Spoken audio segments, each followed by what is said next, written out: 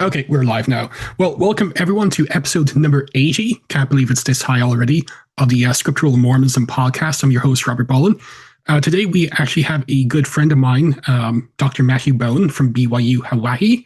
Many of you will know him through his books and articles on Book of Mormon, on the Gnostics and wordplays and other stuff like that. But in the words of the greatest comedy series of all time, and now for something completely different. Today, we'll be discussing Book of Mormon, Christology, and Mariology. And for those who know me, alongside soteriology, they're my favorite theological topics. So this is going to be fun because I know Matt enjoys those topics as well. But before we kind of delve into this nerd fest, Matt, for those who may not know much about you, care to give like some of your background? Like, have you always been a Latter-day Saint? What got you interested in, like, say, biblical and theological studies generally? And if you want to like mention your work on Book of Mormon names, as well as your interest in these topics as well, i.e. Christology and Mariology. Yeah, thank you, Robert. It's good to be here, and thank you for having me on. We've been needing to do this for a long time, and it hasn't worked out till now, but I'm glad that it finally has. I just a little bit of by way of background. I was born and raised in Orem, Utah. A family has been in the church for a long time, at least most of them. I do have a great grandmother who is from Iceland, who I actually knew before she passed away, who's probably the only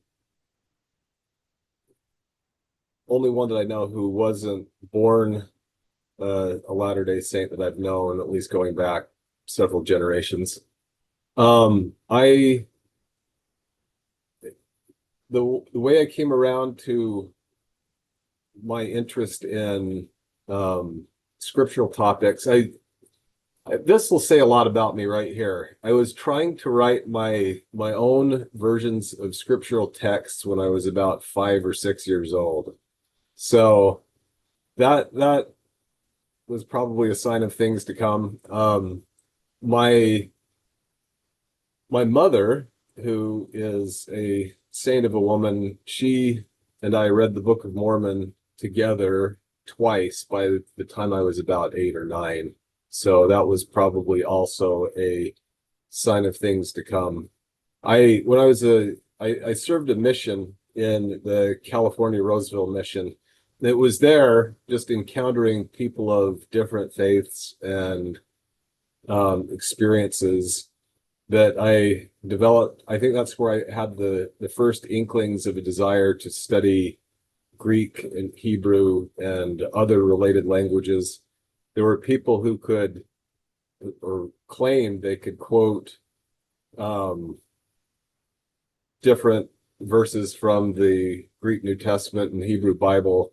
And I couldn't call them on anything because I didn't know any of those languages. And I thought, well, I want to be able to do that. I had some individuals try to talk me out of studying those things, saying, well, you can't make any money doing that. So why would you want to pour all your time and efforts in terms of schooling into learning those languages? I listened to them for a couple of years, but then I kept getting the impression that I needed to study Greek. So I actually left BYU Provo with a bachelor's degree in English with a minor in classical studies, Greek emphasis. And then after that, that was about the year 2000. I had the impression that I needed to study a lot more in terms of languages. So I went back, studied everything BYU offered in terms of Latin and Hebrew, Aramaic, Syriac. And it was during that period of time also that I took everything I could from John Gee in terms of Egyptian language, and which was actually a fair amount.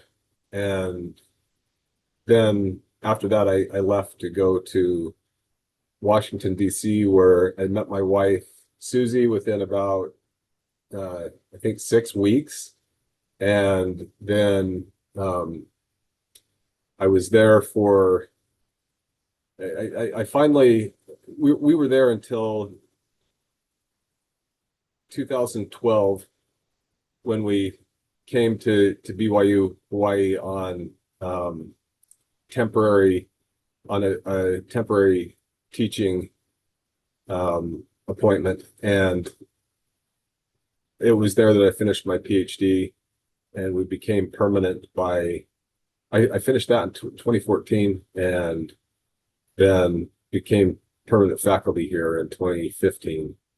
And I've just been loving life here and loving everything about this place ever since.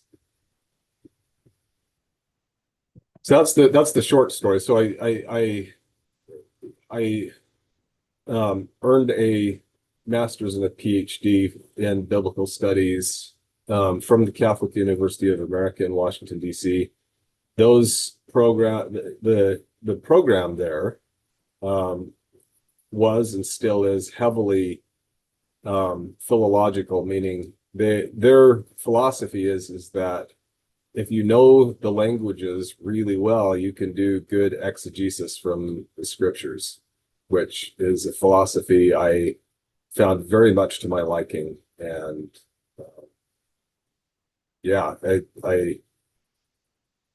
love that. I love that about the program, and I agree with that philosophy. And many people know you through your work on Book of Mormon names and words. So do you want to maybe give an overview, say what got you interested in doing that, and maybe some of your publications on that as well? Yeah. One of the things I noticed when I was, in fact, this kind of really hit me even before I entered the programs at Catholic University of America. I was really struck by in the Genesis narratives and in other places in the Hebrew Bible where names were really critical to what was going on in the text. Genesis is heavily ideological, as anyone who's read Genesis, even in translation, can understand. But the names were a heavy component in terms of driving the narrative and in the way that the narratives are told.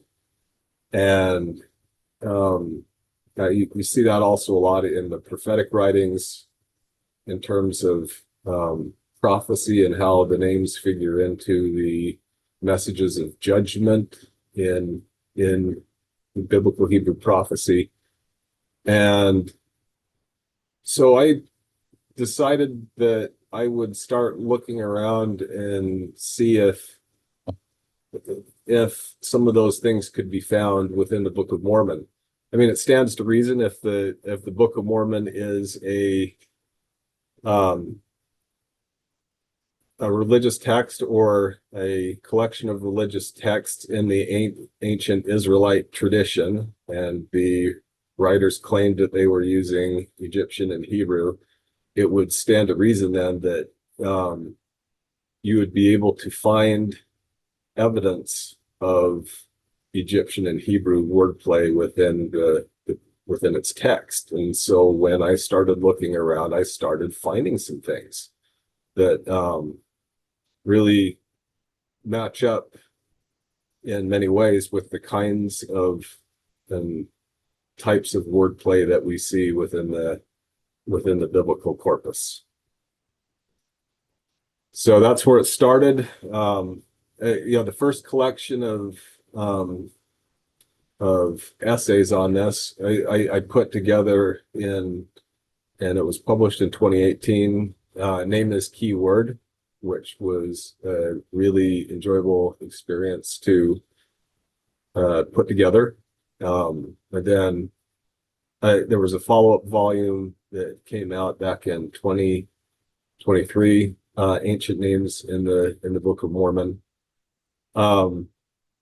Others of the audience might be familiar with the book on the or the Book of Moses and the Pearl Great Price that Aaron Shade and I put together. Um, More recently, we have the proceedings of the Abraham and His Family Conference that has a lot of really great material in it. And then I've got a couple of more edited volumes that will be appearing before or by the end of the year. And I've got enough material in terms of Book of Mormon names and onomastics to do another couple of volumes. So those will be appearing at some point in the future. Well, as someone who actually enjoys wordplays and word studies and onomastics, really looking forward to that and your other contributions.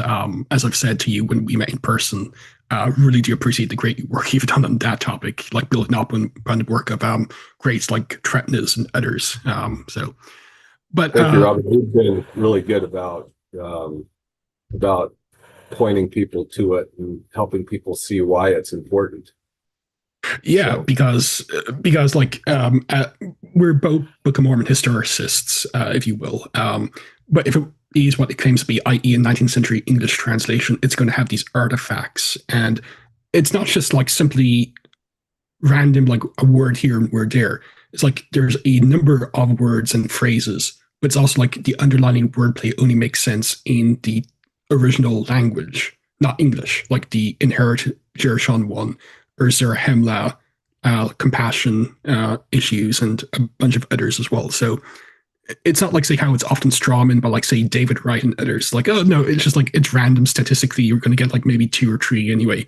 And it's just consonants. It doesn't matter. It's like more is going on. Yep. A lot more going on. Yeah. But my friend Stephen Murphy did host MASH a few weeks ago on his channel, where they gave a very good overview of like wordplays in the Bible and Book of Mormon. I'm not sure if you ever look at comment sections. I really do, but like the cope and scene from critics was amazing, Matt. Thank you. But today we'll be discussing the Book of Mormon, but we'll actually be discussing its Christology, and funny enough, its Mariology as well. Of course, we all know what Christology is. It's the theology of the person and work of Christ, as being a second testament or second witness of Christ. Of course, there's going to be a lot of Christology and messianic expectation. But funny enough, there's actually quite a bit of Mariology, that is the theology of the mother of Jesus, in the text as well. And I think this is like something I really do appreciate about you, Matt, is like, until I came across you and Don Bradley, I thought I was the rare Latter-day Saint who had an interest in Mariology. And then I met you, and Don is like, okay, there's 3 of us. It's like that meme from Arrested Development, there's dozens of us. Yeah. We're almost getting there. Well, I can't go to the Catholic University of America and not be interested in Mariology on some level. That was one of the things I really appreciated. Krister Stendahl talked about holy envy. I have real holy envy for Catholic scholasticism, but also in terms of, and not that we would agree on everything with them in terms of Mary, of course, but that they care so much about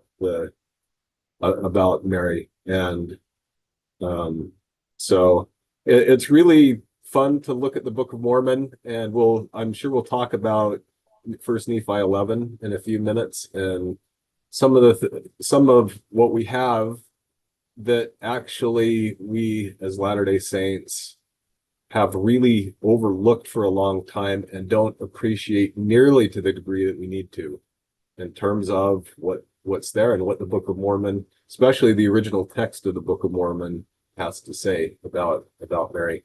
And you pointed out, one of the really cool things about the Book of Mormon is how often when you get Christology and Mariology, how they, in some of the key passages, they really come together in some cool ways. Yeah.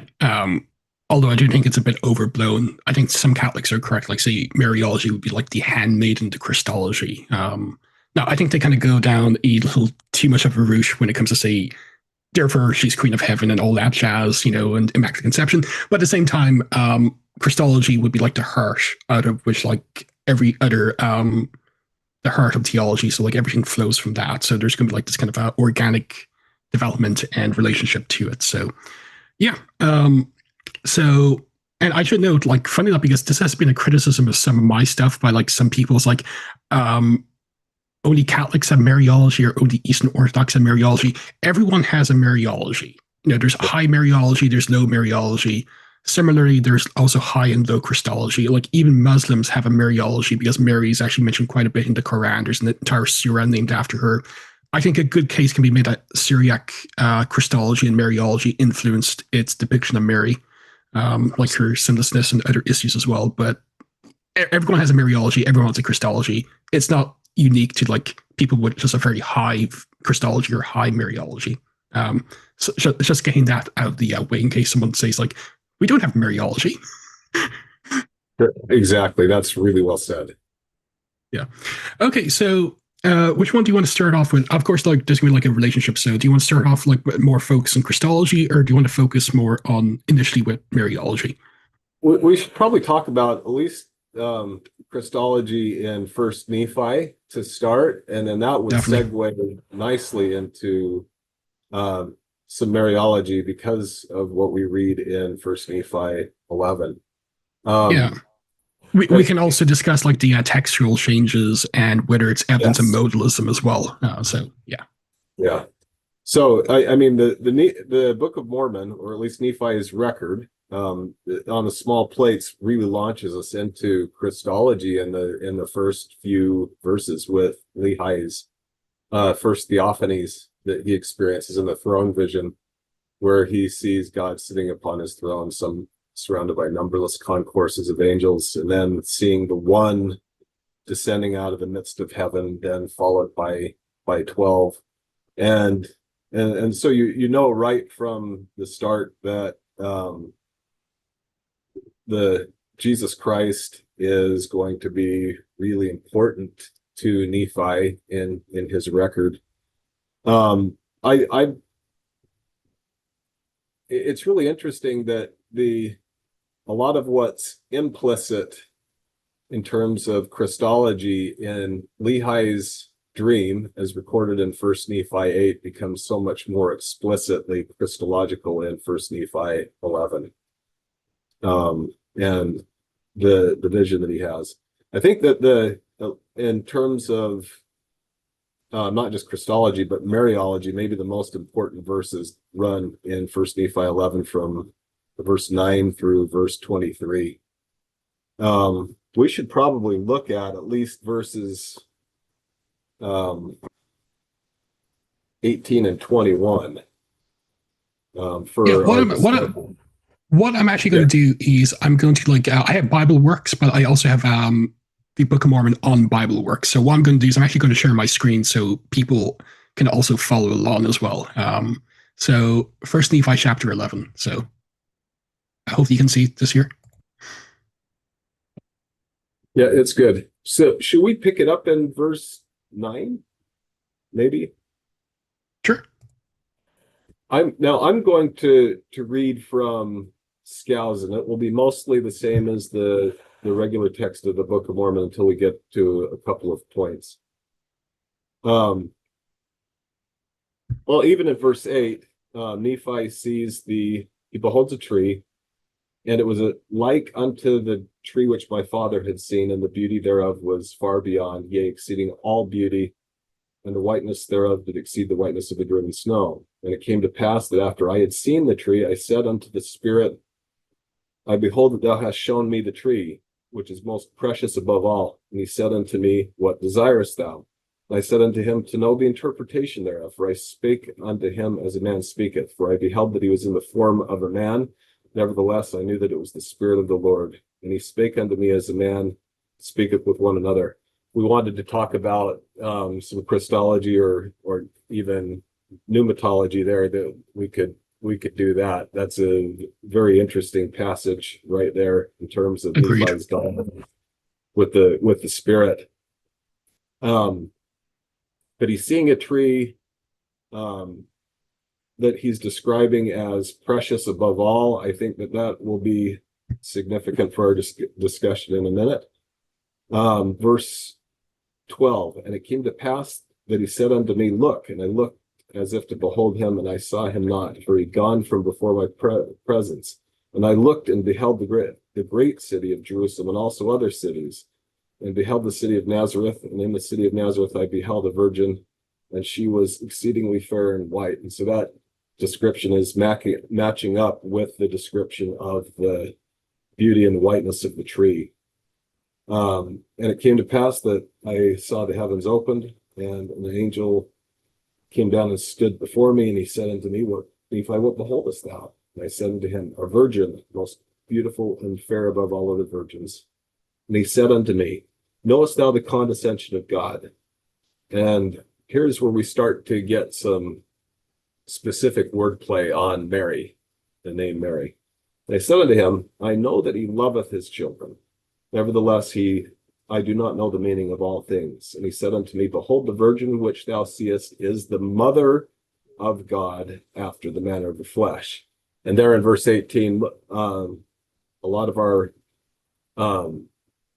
audience will be aware that there was a change made in the 1837 edition of the Book of Mormon to make that sound less Catholic, probably as a reaction to Alexander Campbell and what he was saying about this passage. Some people think in the original text it sounds very Catholic, and it kind of does. But we've got the mother of God after the manner of the flesh, rather than the mother of the Son of God after the manner of the flesh. And this is consistent with that really kind of sets up the Christology that we see through the rest of the Book of Mormon. Verse 19, and it came to pass that I beheld that she was carried away in the spirit, and after that she'd been carried away in the spirit for the space of the time, the angel spake unto me, saying, Look, and I looked and beheld the virgin again, bearing a child in her arms. And the angel said unto me, Behold the Lamb of God, even the Eternal Father. And as that's another change that we see in the 1837 edition, where the Eternal Father there is expanded to Son of the Eternal Father. Christ being God and even the very Eternal Father, we'll see that Christology run through the Book of Mormon all the way till 3rd Nephi.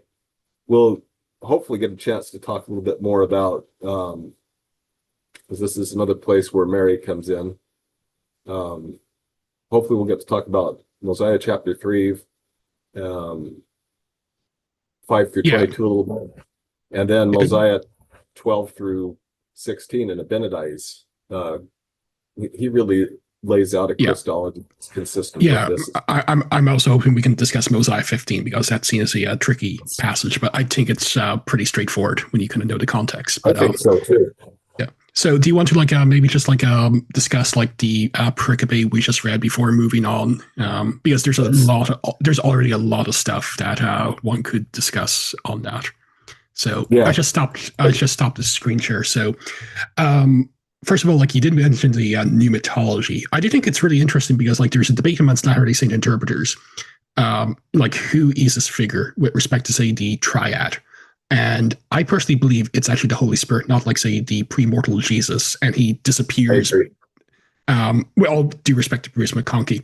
But what's rather interesting, it does actually present the Spirit as not simply a personification, because there's debate, did Second Temple Jews or did even the New Testament authors believe that the Holy Spirit was a third person? And I think if you read the Acts of the Apostles, the Holy Spirit's treated as a historical actor, like the Father and the Son. In Acts 13, I believe, where the Spirit sends out people and the Spirit can be grieved. You can't do that say a personal force merely. But there's not that much good evidence for, like, say, the personality of the Holy Spirit in the Bible, and like even many Protestants will admit that. You have to like ruminate on it, like Chalcedon and First Constantinople. Here, though, like if the what seems to be like say the majority interpretive view of the Spirit in this passage is it's the Holy Spirit. This kind of shows like two really important things: one, the personality of the Holy Spirit, but two, that some type of divine triad was actually known to Nephi, all whether by revelation or what have you, at this time. So the idea, like say, there'd be like say three divine persons, but at the same time, like say, there's still one covenantal God and one God in some kind of covenantal sense, and all this kind of ruminations you find throughout the Book of Mormon are not necessarily like say evidence it's a 19th century text by someone who's trying to like think it through these things in the text. It's like this is part and parcel of the pre-exilic theology, albeit molded through revelation, in this case of vision, that's given to Nephi. And we do know, like say, there is like very good evidence even in the Old Testament of more than one divine person in view in the Old Testament, like the second Lord of Psalm 110, or Genesis, where like there seems to be, at least on prima facie reading, a Yahweh in heaven and a Yahweh on earth, and the angel of the Lord who has God's name in him, and because of that he can forgive sins.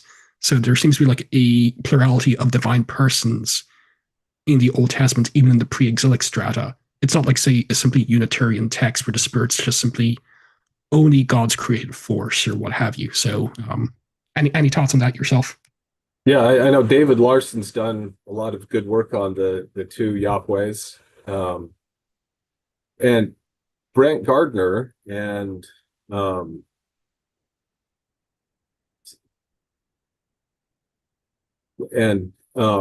Mark Wright. Brent Gardner and Mark Wright have both done some interesting work on triads in Mesoamerica as well, which I think is really significant. It shows that triads are more broadly aren't really unique in terms of divine beings, but also how that would fit within a Mesoamerican context. So that combine that with what you've talked about in terms of evidence for plurality of divine beings in the Hebrew Bible, and including First Temple period material. I think there aren't there's not really a lot that if anything, that would be a problem for what Nephi is telling us in terms of the context of his own time. Yeah, and I also believe Stephen Smoot and Kerry Hall also have an essay on divine triads in the ancient Near East, as well as Mesoamerica as well. That might have actually been the study I was thinking of. I know Brand has done some work on these commentary and like a fair 2003 paper on actually the changes that were made to the text, like how it affects pre-exilic cosmology. But no, there's a lot of stuff out there. So yeah, it kind of shows like the personality of the Holy Spirit. So like at least a belief in the divine plurality of persons. Also, like very good evidence, Joseph was not a modalist, at least with respect to the person of the Holy Spirit at this time. Even if you're a naturalist when it comes to the Book of Mormon origins, I do maybe just like on this, and then we kind of go into like say the whole virgin young lady issue, which is like a fun linguistic one. Of course, like as you know, like say in this chapter, and I think like once in chapter 14 of First Nephi, Jesus is called like the eternal God, and Mary's called the mother of God, but the son of that was added in the 1837 edition on those four instances.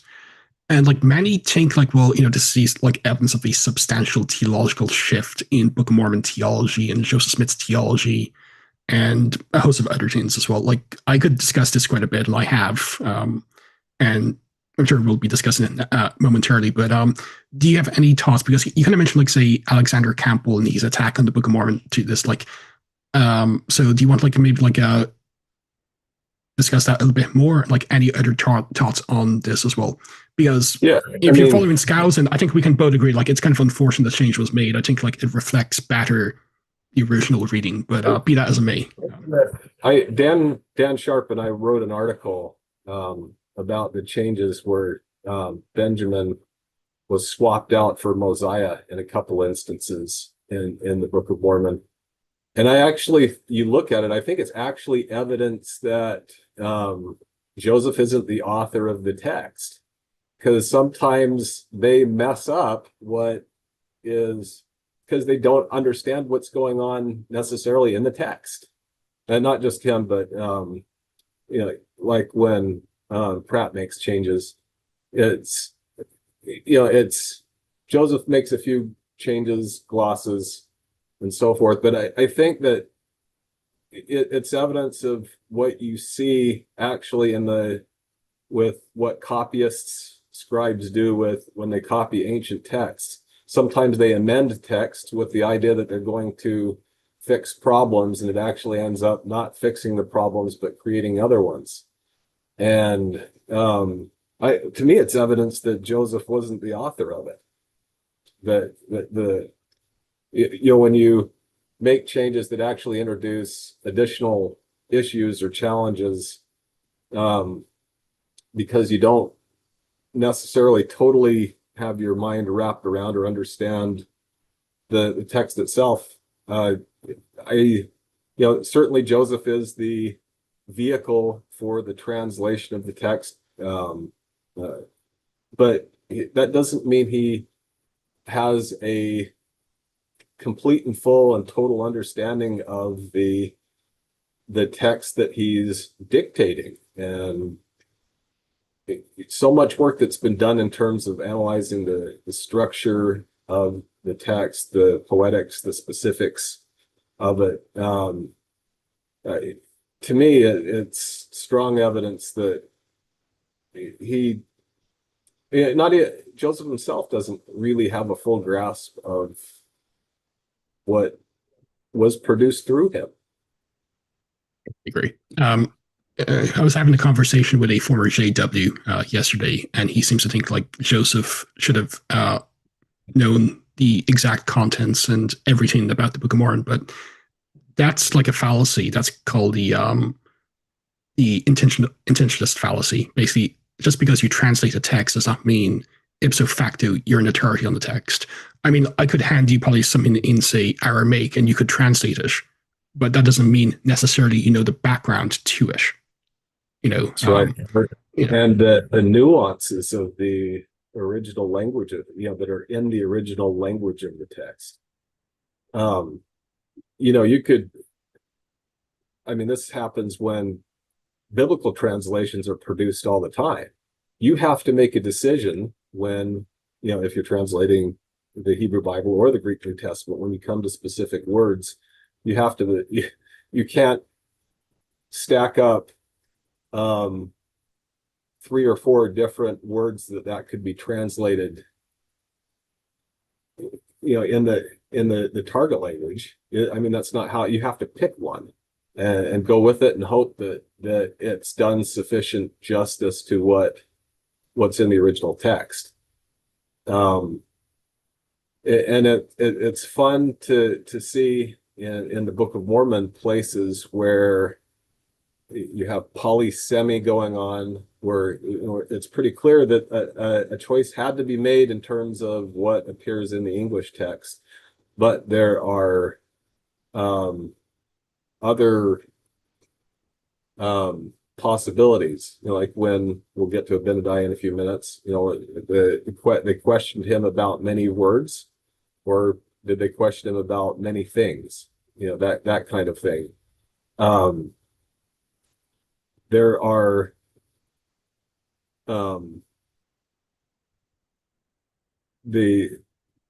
another example, First Nephi chapter 1, the pillar of fire that comes down and dwells on a rock. That seems pretty clearly a case of a Hebraism, comes down and either dwells or sits on a rock or something.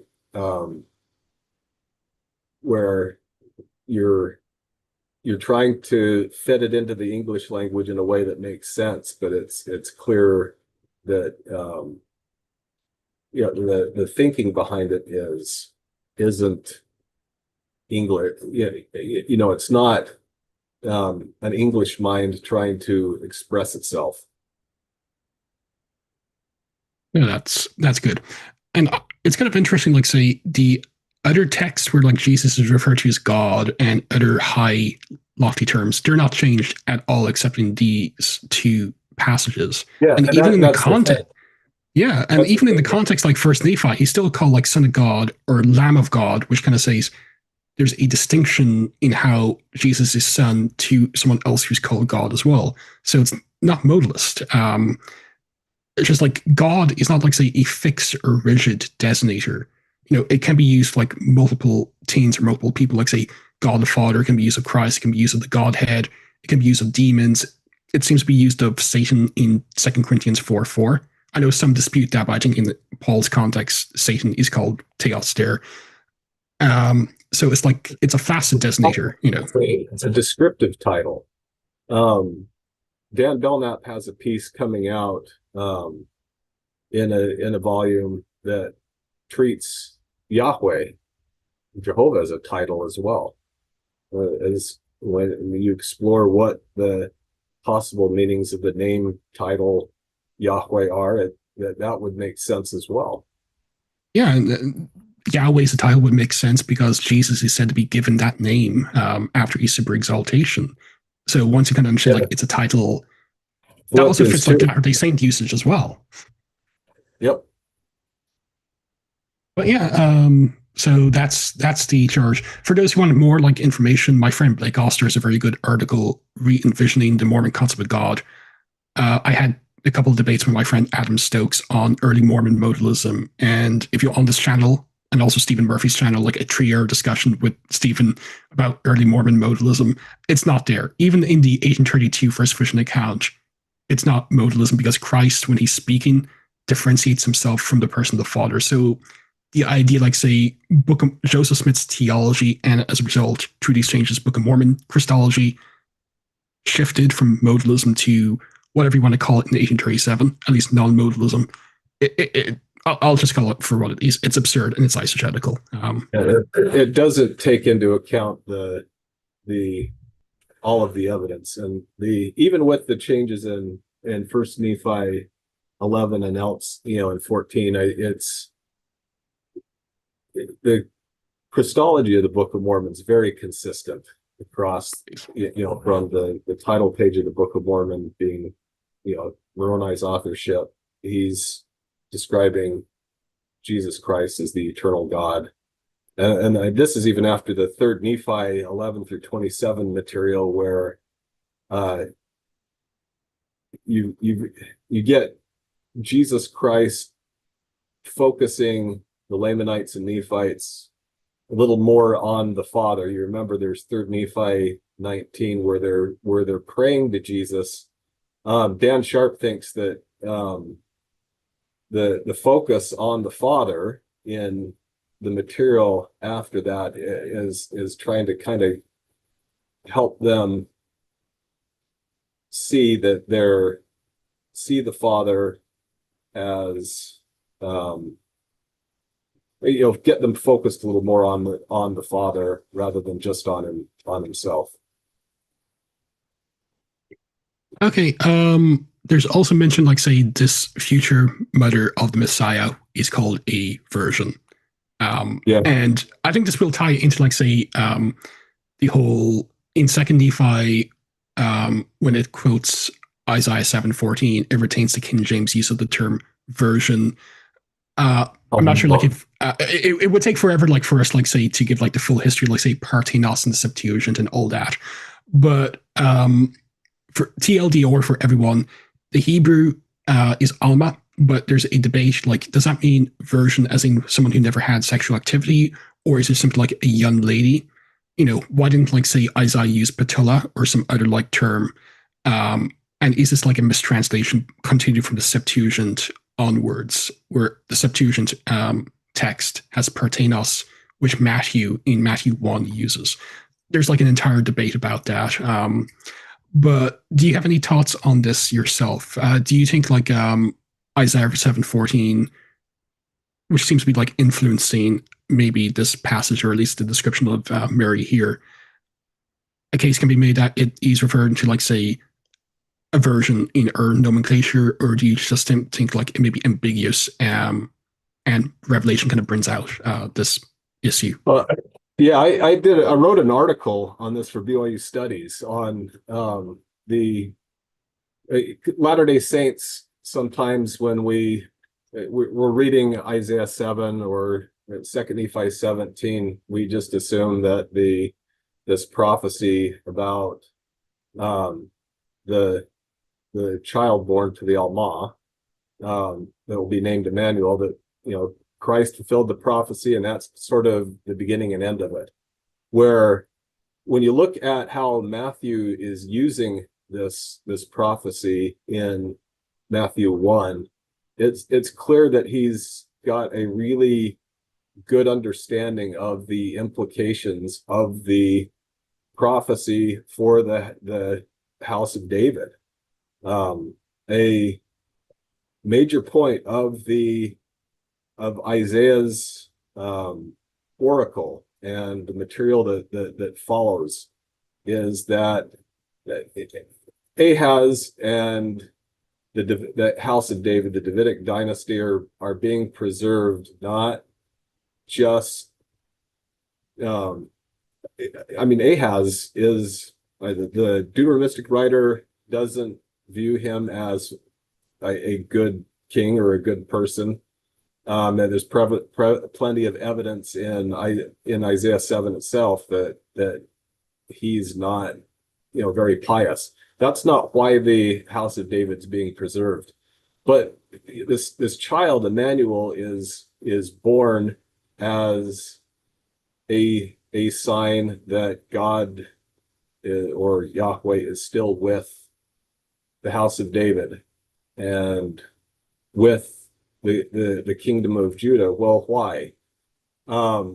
Matthew, I think, is reading this in terms of he understands that this was the promise of preservation to the Davidic lineage, which of course he shows earlier in the chapter that Jesus comes through this lineage, but then becomes God with us in a much more significant sense than the mere idea that God was with Ahaz and Judah to preserve them and the lineage from the Assyrians, but that with Emmanuel, that Christ fulfills this Emmanuel prophecy in a much greater way in terms of being God with us in the flesh, which is really actually consistent with the way that with the Book of Mormon's Christology. Sorry, I'm not sure what's going on in this building right now. It's fine. Yeah, that's interesting. I just thought I'd share this.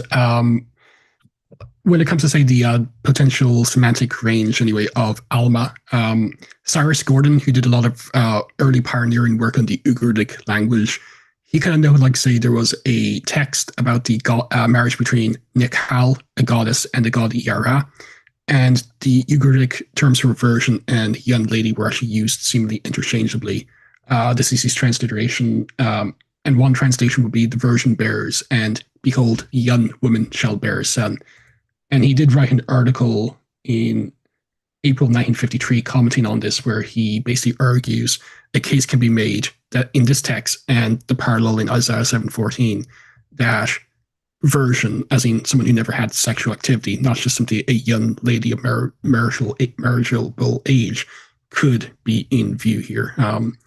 So it is like perfectly within the semantic domain of it, because like he's talking about, like, say, even if you think like it's a young lady of marriageable age, they were expected to be a virgin at the same time in such a culture anyway. So it's really a matter of semantics. But I don't really think Mary being described as being a virgin here, or even if you don't think, like, say, Christ is the direct fulfillment, but like other sensus planor or secondary fulfillment or what have you, Isaiah 7:14 is necessarily an issue. I do believe, like, say, the Jewish scribes who produced the Septuagint, they weren't operating under some kind of pro-Christian bias when they rendered it as Parthenos version. So. Exactly. Yeah, so the Septuagint translation is evidence enough that it fits within the semantic range that they had for the word, and so it works for the 8th century fulfillment with this is either probably a member of one of Ahaz's wives, or other commentators have suggested it could have been one of Isaiah's wives, or but it doesn't, we're on safe ground either way, in terms of the way we understand that word. Cool. So that's going to go and kind of into the of the more controversial thing, the relationship between Mary and the Tree of Life, and potentially Asherah. So, there's like I'm sure, like, you're familiar. Like, there's like a theory out there. There's a way to argue it, like Dan Peterson has, and then there's the crazy way, which I'm not going to name names, but I'm sure you've seen it, have argued that in some sense Asherah is in view here, or Mary is being paralleled with this with Asherah in some sense. Now, I have my own thoughts on this. I think to let the cat out of the bag, what I think is going on here when it comes to, say, the Tree of Life is Nephi knows about Asherah and Asherah pulls, but just as the Old Testament authors often subverted and deconstructed the Canaanite titles, like, for instance, in Psalm 68, it's Yahweh or Jehovah is the true rider of clouds, not Baal. I think that's what's going on here in First Nephi. Personally, I think Nephi is using the imagery of the Tree of Life. He knows its relationship to Asherah, but he's actually subverting their deconstructing it. It's like, no, it's the pure love of God, which may be exemplified in Mary in some sense, and the Christ event in another sense as well, not trying to, like, make a parallel with some kind of pure idea, like, say, an Asherah or necessarily a divine feminine. At least that's what I think is going on. Yeah, I'm not sure about you, but yeah. Yeah, Dan pointed out in his original article on this, the wordplay, a tree desirable to make one happy. That's clearly a wordplay that's intended to grab the audience, to make one happy. The idea of, Asher or Ashrei connecting with the idea of Asherah. And he also pointed out, that line, yea, and the most joyous to the soul, in chapter 11, verse 23, is connecting with that. Well, that fits nicely with, we wanted to talk about an Egyptianistic wordplay on Mary. I think, this is something that I'm trying to remember. I think Hoffmeyer pointed this out, that the name Mary, scholars are not always agreed on what the mem is doing on the end of the name Mariam, but almost everybody agrees that the name is Egyptian, and it derives from that lexeme, Marie, to love, to wish, to desire. So when we get this language about desire and what being, and then very pointedly in verse 22, and I answered him saying, yea, speaking of the tree, it is the love of or the child, the child being born by the mother in connection with the tree. Yea, it is the love of God which sheddeth itself abroad in the hearts of the children of men. So we've got love there. Wherefore, and this is where the wordplay is turning on love and desire in terms of the Egyptian polysemy of Marie. Yea, wherefore is the most desirable above all things. Yeah, what I'm going to do is I'm going to share your article, most desirable above all things, that was published 2016, so it's been a while now. I'll share that in the chat where you're going to go through more of this kind of wordplay on the Egyptian But yeah, you're correct. Like most would tend to believe like there is some Egyptian etymology going on when it comes to say the name Mary, which should be expected because like loads of names, even those retained after the Exodus in the Old Testament, have an Egyptian etymology like Phineas and other terms and names as well. So Even Pashur, the temple president during the time of Jeremiah, the one that punches Jeremiah in the face, puts him in the stocks, has a name which seems to mean son of Horus. So what do you do with that? I mean, there's a lot going on in terms of intercultural influence that that it sort of defies conventional understanding with some of these things. well, I prefer that name than Ishbosheth, but that's and the non-Hebraists are wondering what the heck did he just say. But man of shame for those who are wondering. Um, so no, that's good. By the way, Dan Peterson's article Nephi is Asherah, the link to your version appears in Mormon Scripture in the Ancient World, which is on the Scripture Central Archive. It's a classic. I disagree with like some of his conclusions, but like he's handling the scholarship at the time, I think he's really good. And even if you think a positive proto-good version of Asherah is in view, if you will, it kind of does show a pre-exilic knowledge of imagery and so forth that is kind of beyond the capabilities of Joseph Smith in 1830. Especially in light of the wordplays that you've noted as well. Exactly, and the way these and confirmation for the wordplays, I think, and Dan's article points this out. With the material that you have in Proverbs in terms of the tree of life being associated with being happy and happiness and so forth. I mean, these are subtleties that I think would be well beyond Joseph. When I agree. And by the way, I should make this announcement. It's not 100% official, but myself and maybe Jasmine and a few others will be on a roundtable discussion Monday, September 1st, discussing Heavenly Mother and maybe also Mary. So expect like some refutation of the recent nonsense about Asherah to come up. Just throw that out there. So that'll be a fun one. So any other? Yeah, no, Jasmine's great, and it's hosted by Jacob Ryder, who's good as well. Any other things you want to touch upon in First Nephi 11, or do you want to move on to like another pericope? I think let's.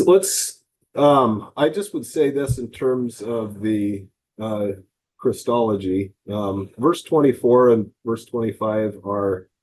I mean, this connects to the Mariology as well. And after he said these words, he said, "Look, and I beheld the Son of God going forth among the children of men, and I saw many fall down at his feet and worship him.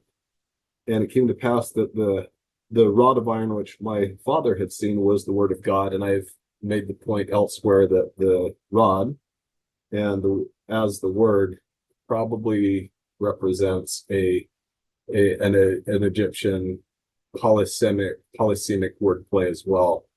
With you have the Egyptian lexeme medu, forms of which include medet or late demotic metet, which means it's not only the Egyptian word for word or to speak, but it's also the Egyptian word for rod. And they were differentiated in Middle Egyptian with just the difference in the determinatives. The word medu or the lexeme starts to become pronounced, or forms of it become pronounced metet, which is very close to Hebrew mateh, and which is rod, and it's the word for rod that's used in the Exodus narrative and elsewhere. Moses's rod of God. It's interesting to see that as possibly an interlingual pun on not just rod of God, but word. of God. And that fits nicely here with this rod that leads across a water barrier to the tree, to the proverbial promised land. This comes up later as well in First Nephi 17 when Nephi talks about it was that Moses divided the waters with his word. He also, when he gets the water out of the rock, he strikes the rock with his word, according to Nephi, First Nephi 17:20. This is in 26 and 29. You got him dividing the water with the word and getting water out of the rock with the word. But in the biblical accounts, it's done with the rod, which is interesting to me. So all of these symbols then, and it came to pass that I beheld that the rod of iron which my father had seen was the word of God, which led to the fountain of living waters and to the tree of life, which waters are a representation of the love of God. And I also beheld the tree of life was a representation of the love of God. And so these are,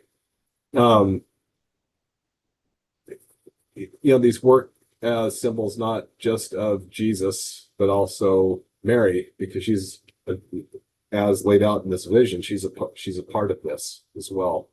So, yeah, and also just from a the obvious point of view, like she did contribute like half to half of Jesus's DNA. I mean, without like say Jesus being fully human, there's no participatory atonement. And if you read Hebrews and other texts as well, it's because of his participation in what it is to be like one of us in everything except commissioning of sin.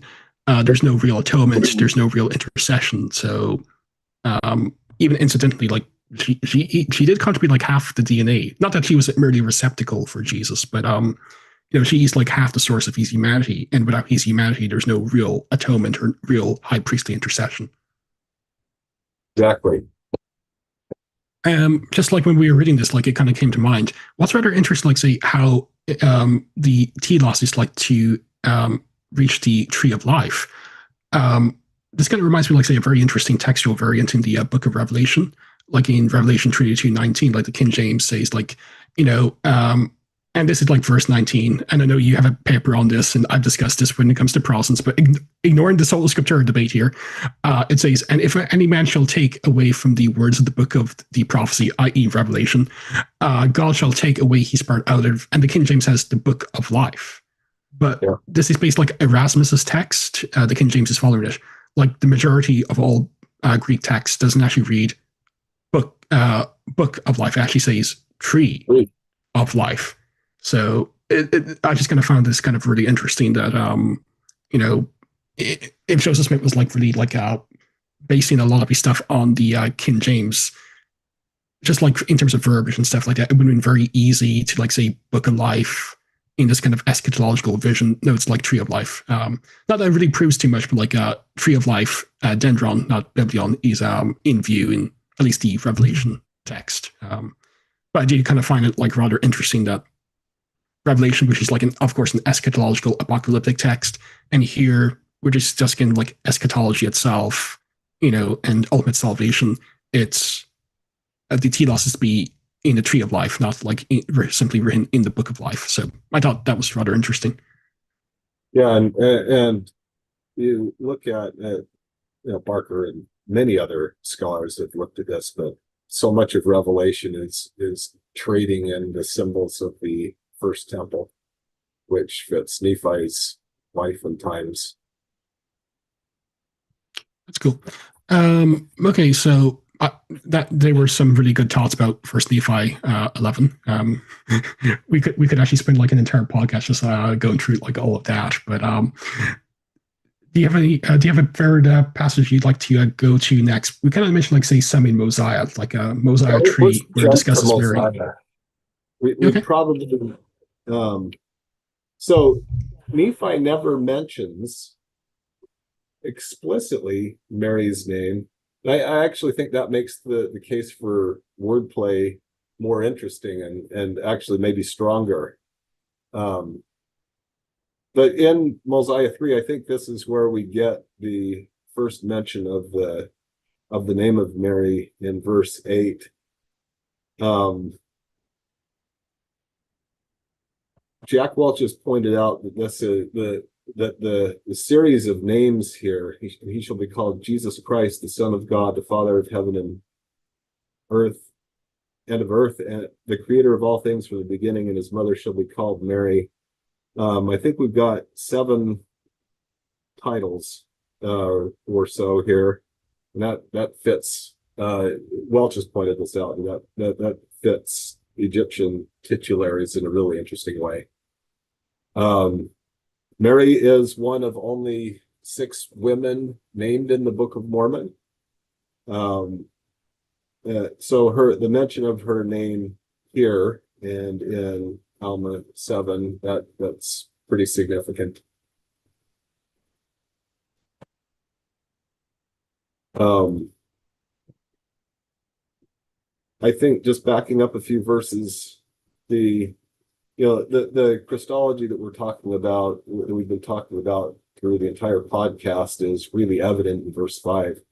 For behold, the time cometh and is not far distant that with power the Lord omnipotent, who reigneth, which was and is from all eternity to all eternity, shall come down from heaven among the children of men, and shall dwell in a tabernacle of clay, and shall go forth among men, working mighty miracles, such as healing the sick, raising the dead, causing the lame to walk, the blind to receive their sight, and the deaf to hear, and curing all manner of diseases.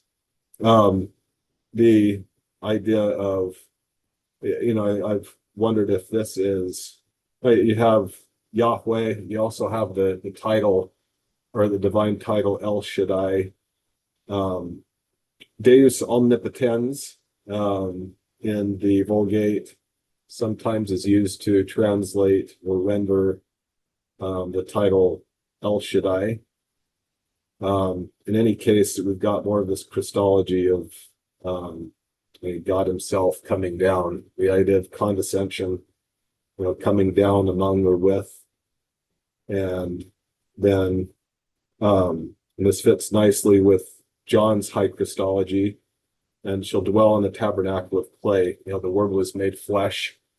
I think that it's probably the case that we're looking at an expression of the Hebrew idea of shakan, dwelling or tenting in the clay. And with John 1, with the Johannine prologue, the word was made flesh, and that verb skenoo it's a Semitic Tabernacle. So I that so we're dealing with some, I see it as high Christology here about Christ, consistent with what we've seen. Yeah, no, I agree. Like very high Christology. It also shows, like, say, Jesus can be called Father, but also he's called Son of God. So, like, again, even terms like God and Father, they're not fixed terms. They're used for different people in different times. But what's rather interesting, is like there's a high Christology, but there's also a high humanitarian aspect to this Christology as well. I think you might be familiar with this, but I've done a lot of Christologies, like my jam, and especially like the 19th century, but like throughout the Radical Reformation, there's always been these debates about like Unitarianism and Trinitarianism and so forth with respect to the person of Christ. And I remember like interviewing, like, say, a leading Unitarian, Dave Burke, not Unitarian Universalist, but someone who actually takes the Bible seriously, Unitarian. And he did kind of say something which I think is really good for Latter-day Saints. Like, typically, if you think of the debates between like low and high Christology, generally you can have a very high Christology if you're a Trinitarian. Like Jesus is God, Balkum's divine identity, same being, and so on and so forth. But usually you end up having a very low anthropology, that is, view of man, because of original sin and the otherness of God vis-a-vis man and so forth. Or you can have like a low Christology where Christ did not pre-exist. He came into existence at conception. So a low Christology in that respect, but a very high anthropology where man is like just a little below the angels, and something that came out of that, and my studies of Unitarianism and their Christological debates is like Latter-day Saints are kind of in the envious position of being able to have both.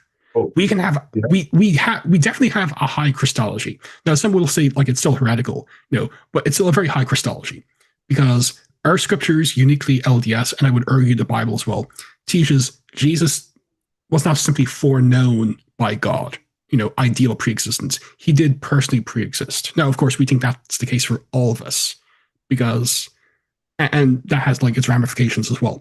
But with respect to Christ, he did personally preexist. He's the agent of the Genesis creation, not simply the new creation. And we can actually apply to him all the lofty titles that's applied to God as well. Like there's some instances where the Old Testament is used of him in terms of like Old Testament Yahweh text, like Psalm 102 is used of him in Hebrews 1, where it also depicts him as the creator of Genesis, and a host of other things. And yet we don't actually have this very low anthropology. We don't think like Christ becoming man was unbecoming of him, or he was something like a divine person who assumed humanity. Because of our anthropology and Christology, we believe he was a person and we're all people, not something like assuming a nature, but this is all part of the human experience as well. And because we don't have this kind of Augustinian view of like the fall and so forth, yes, we're still fallen in terms of like epistemology and morality because of the fall. At the same time, we're the same species of God.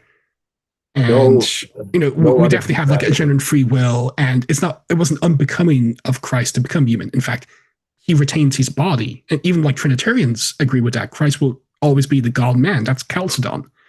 So we can actually have our cake and eat it too. And this kind of comes out in this passage where, yes, interspersion, like say this lofty title that seems to be in part borrowing from like Isaiah 9, and those name titles, and of course Egyptian background as well. Talking about like his humanity, like healing sicknesses, he'll experience our griefs and so forth. It's not either high anthropology or high Christology, but no, it's both. And even in the Book of Mormon, you actually have this. You don't have to wait until section 93, which is a classical text, for this crystallization of this kind of both and it's because of Mary. She actually gave Christ half his humanity. Again, not simply that she was a receptacle, she played a greater role than simply just being the womb of Jesus, as it's often caricatured. But again, it's through that instrumentality that's so important because, again, without taking on humanity, he can't be our great high priest, he can't be a proper sacrifice and so forth. So there's so many things theologically going on here as well that stands out in this passage and other texts as well. So I love it. It's a great position for us to be in. It's an enviable position to be in. We should probably mention verse 7 here. And lo, he shall suffer temptations and pain of body, hunger, thirst, fatigue, even more than man can suffer, except at the end to death. There's the high anthropology that you're talking about. For behold, blood cometh from every pore. So great shall be his anguish for the wickedness and the abominations of his people. So the sweat, as it were, great drops of blood from Luke 22. We see it and get a clearer focus on what was happening with that, and that helps round out our understanding and appreciation of Christ's atonement. Is there anything else you wanted to look at in chapter 3 before we go to 12 through 16? Only that it shows like Christ's self-emptying was a genuine emptying of himself. He did experience everything to be human. It's not simply like say, oh no, he was all knowing, but like he just decided not to use it. No, he did empty himself. And this kind of shows like no, he suffered. His experience of humanity was exactly like ours, and since like he had to learn things, he suffered. It's just the only difference between him and us in terms of the experience of humanity was like he not commit sin. Now, personally, I don't think he had an impeccable nature. I think it's potential. He was generally tempted. He could have sinned. I know that's a debated point, but I do think like for his temptation to be true, there had to be a possibility he could have fallen. So, but he didn't. And again, this kind of goes into like say Hebrews as well, which has this kind of balance between definitely high Christology, but also like really high anthropology as well, especially with the person of Christ. But yeah, so yeah, I think chapter. This comes together real nicely. Hopefully, we get to talk about Alma 7, 11 or 10 through 13. But I think this, pairing up what is said by the angel to King Benjamin here, and then we're going to get into Isaiah 53 in a minute. These words, I think, and what the concepts that are introduced here come together with Isaiah 53 in Alma 7, 10 through 13 in a really nice way. But we have to before we can get there, we have to talk about Abinadi and his using Isaiah 53 to answer the priests of Noah's question about the meaning of Isaiah 52, 7 through 10. When they, they're in chapter 12, verse 20 through 24, they ask him about the meaning of those words. A lot of Latter-day Saint writers have done some really good things talking about this material, but it's not only does Abinadi answer their question about who's this messenger who proclaims peace, the messenger with beautiful feet, but he also uses this as an opportunity to teach about Christ and give us some of the best Christology anywhere in the Book of Mormon, in terms of the way that he interprets Isaiah 53. He quotes it all in chapter 14, but then in chapter 15 he goes into a pretty thorough interpretation of the meaning of Isaiah 53, and then circles back to Isaiah 52 to answer the question about who the messenger is. And it's fairly literarily, or there's a literary complexity to this, I think, that is, in my view, it would have been beyond the Joseph of 1823 to 1827 to pull off. Yeah, I mean, chapter 15 alone is like, I remember like when I read the Book of Mormon for the first time when I was 15, and was wondering like, how do you make sense of this? Because if you don't go through it very slowly and carefully, at least initially, it can be a bit confusing. But especially my students are invariably confused about it because they come in reading it and they're importing all kinds of Trinitarian thinking when in the use of the titles and terms. But which is why, as you point out, like it's so important to know Isaiah 53 as the background, because it's not simply like Abinadi quotes Isaiah 53 and now onto something completely different. This is like an exposition, he's exegesis, if you will, of this. So it's so important to know how are these titles being used and who are the indexicals being referenced here. And he sets it all up at the end of chapter 13 when he says,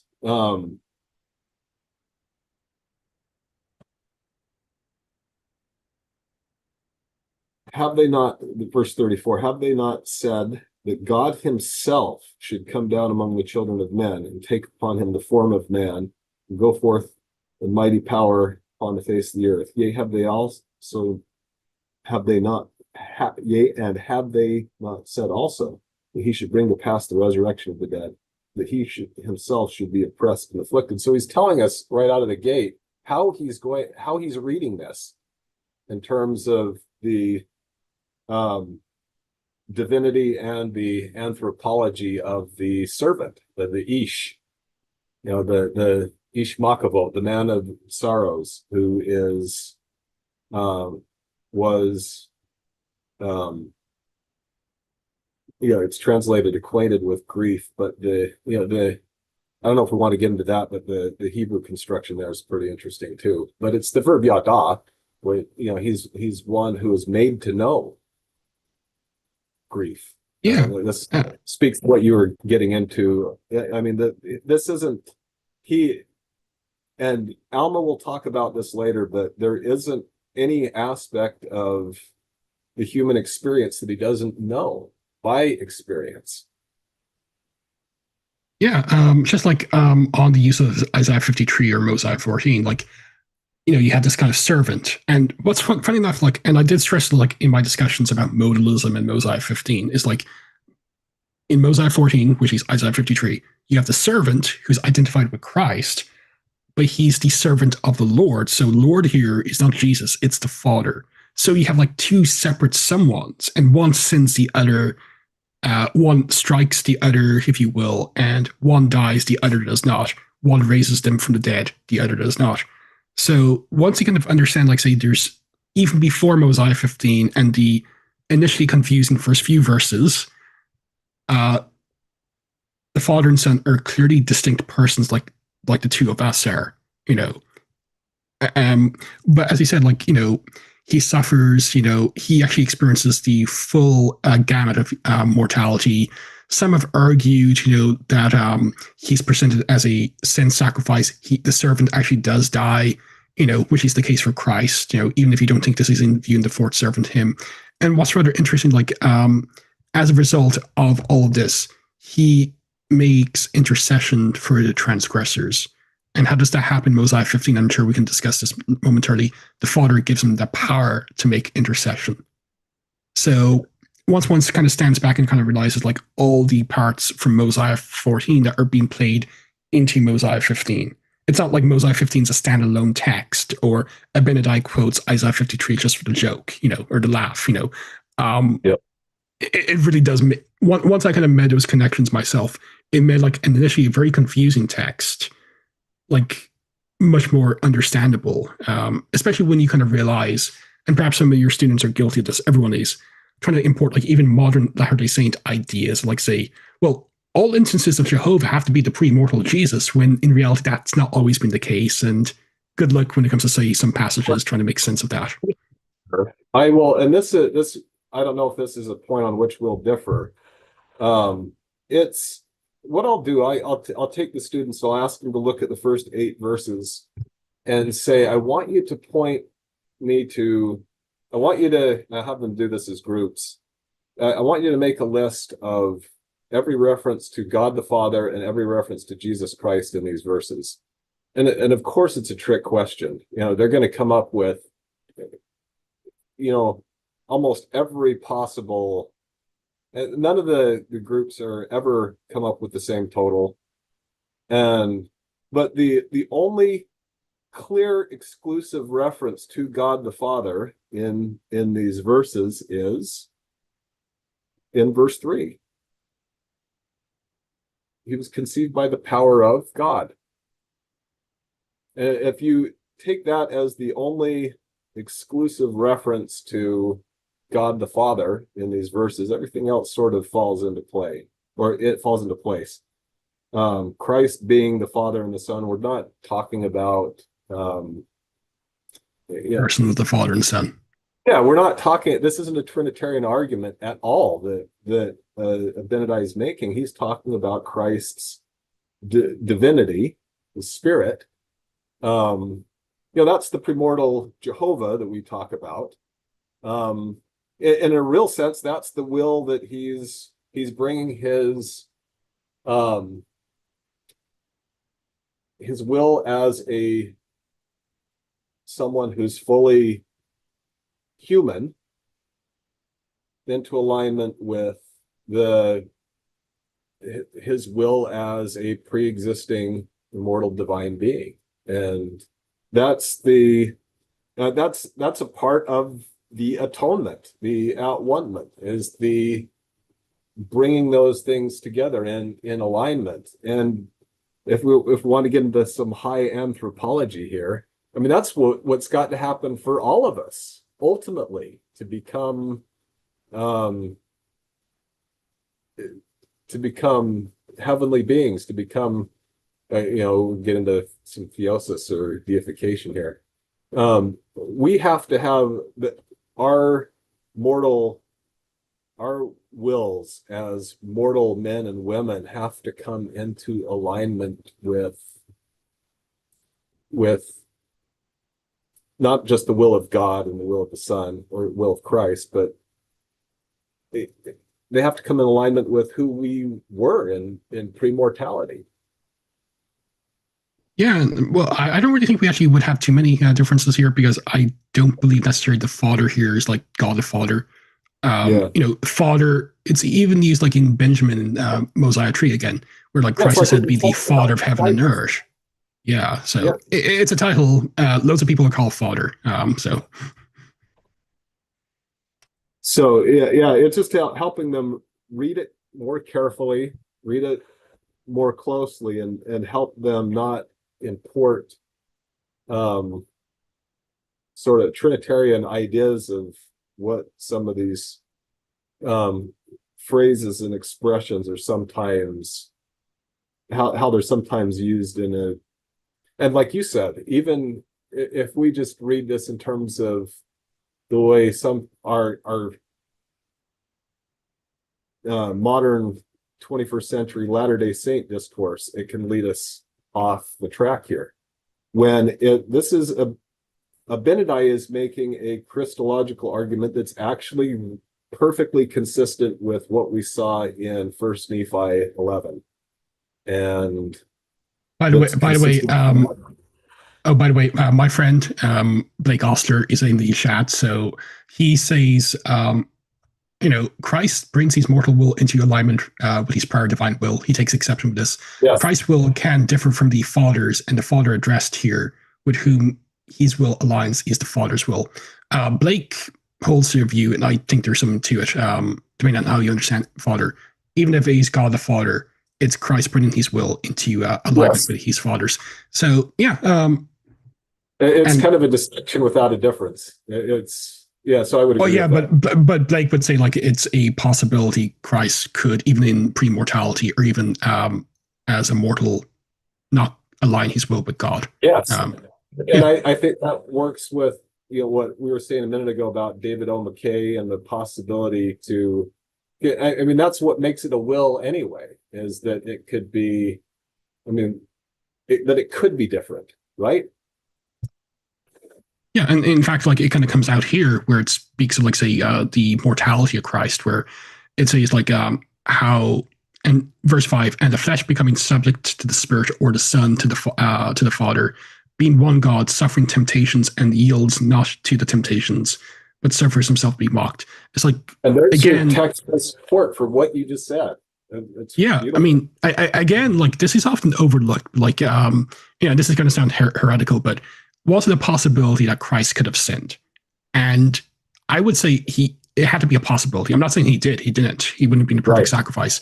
But it makes no sense that even like, say, these texts, or like, say, if you want to go to the Bible, the temptation in the wilderness by Satan himself, where he's offered all these, where it's just like simply play acting, where he's not really tempted. He's tempted in his impersonal humanity. No, as a person, he was tempted. And again, to go to Hebrews, which actually has this nice balance of high Christology and anthropology, because he suffered temptation but never yielded to them, he's our perfect high priest. He knows exactly how to succor us because he experienced it. It wasn't play acting. And similar to this as well. And it's tied into, like, he's been given the ability to intercede. If there's not a possibility of yielding to the temptation. Agreed. I mean, it's something else. You have to describe it as something else if there's not a possibility of yielding to it. So I think that's, Robert, that's really well said. Yeah, and I have the quote somewhere, but like Brigham actually once addressed this, and he basically said like it was Calvinistic nonsense to think otherwise. So it's like Brigham was right on some things. But I mean, like, if you actually look at the literature on trying to explain the temptations of Christ in light of, say, impeccability, that is, Christ as a mortal could not have sinned because he was a divine person who assumed humanity, it does injustice to, like, say, the plain historical grammatical reading of these texts. And if one is a Latter-day Saint who thinks like this as well, good luck trying to make sense of this, because in Hebrews as well as Mosiah 15, it's because he suffered all these things. Not simply that he was an atoning sacrifice, but because he suffered the whole full gamut of humanity. Then he's given the ability to intercede. And intercession is, like, really important when it comes to, say, the application of that atoning sacrifice. It's a word that he pulls from Isaiah 53 and then interprets in, as you pointed out, in chapter 15.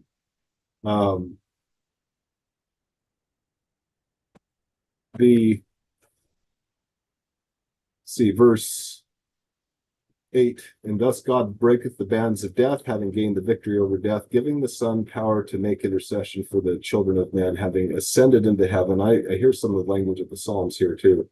Having the bowels of mercy, being filled with compassion towards the children of men, standing betwixt them and justice, having broken the bands of death, having taken upon himself their iniquity and their transgression. More language from 15.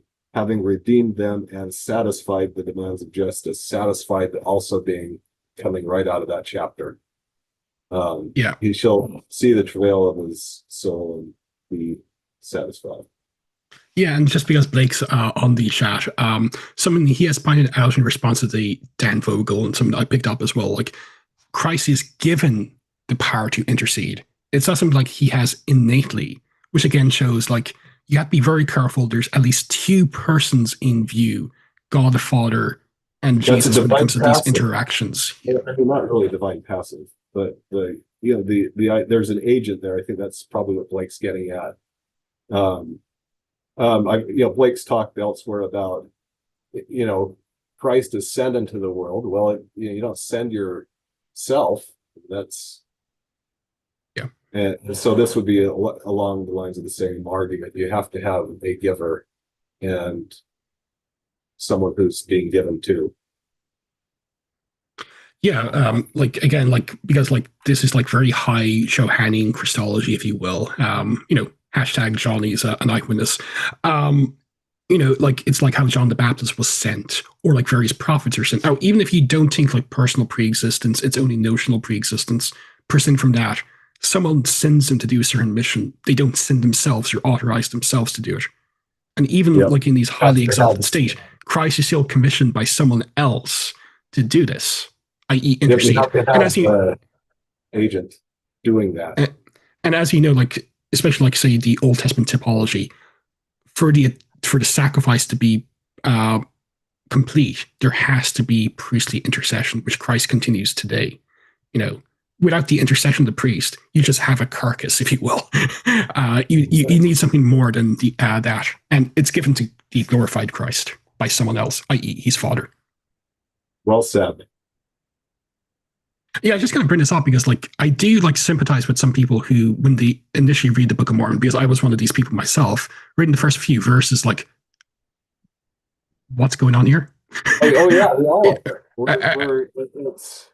it's only when we step away from your importing previous understandings of some of these terms, or the way these terms are usually thought about. And like you said, we have to, even as Latter-day Saints, step away from 21st century, a Latter-day Saint, and even 19th century discourse on some of these things to get at this is Abinadi making an argument that's separate from Trinitarian discourse of any time, or even Latter-day Saint dialogics of the here and now. This is Abinadi making a Christological argument that's consistent with his predecessors, well, especially Nephi, First Nephi 11. Yeah, and it's an incredibly high Christology at that as well.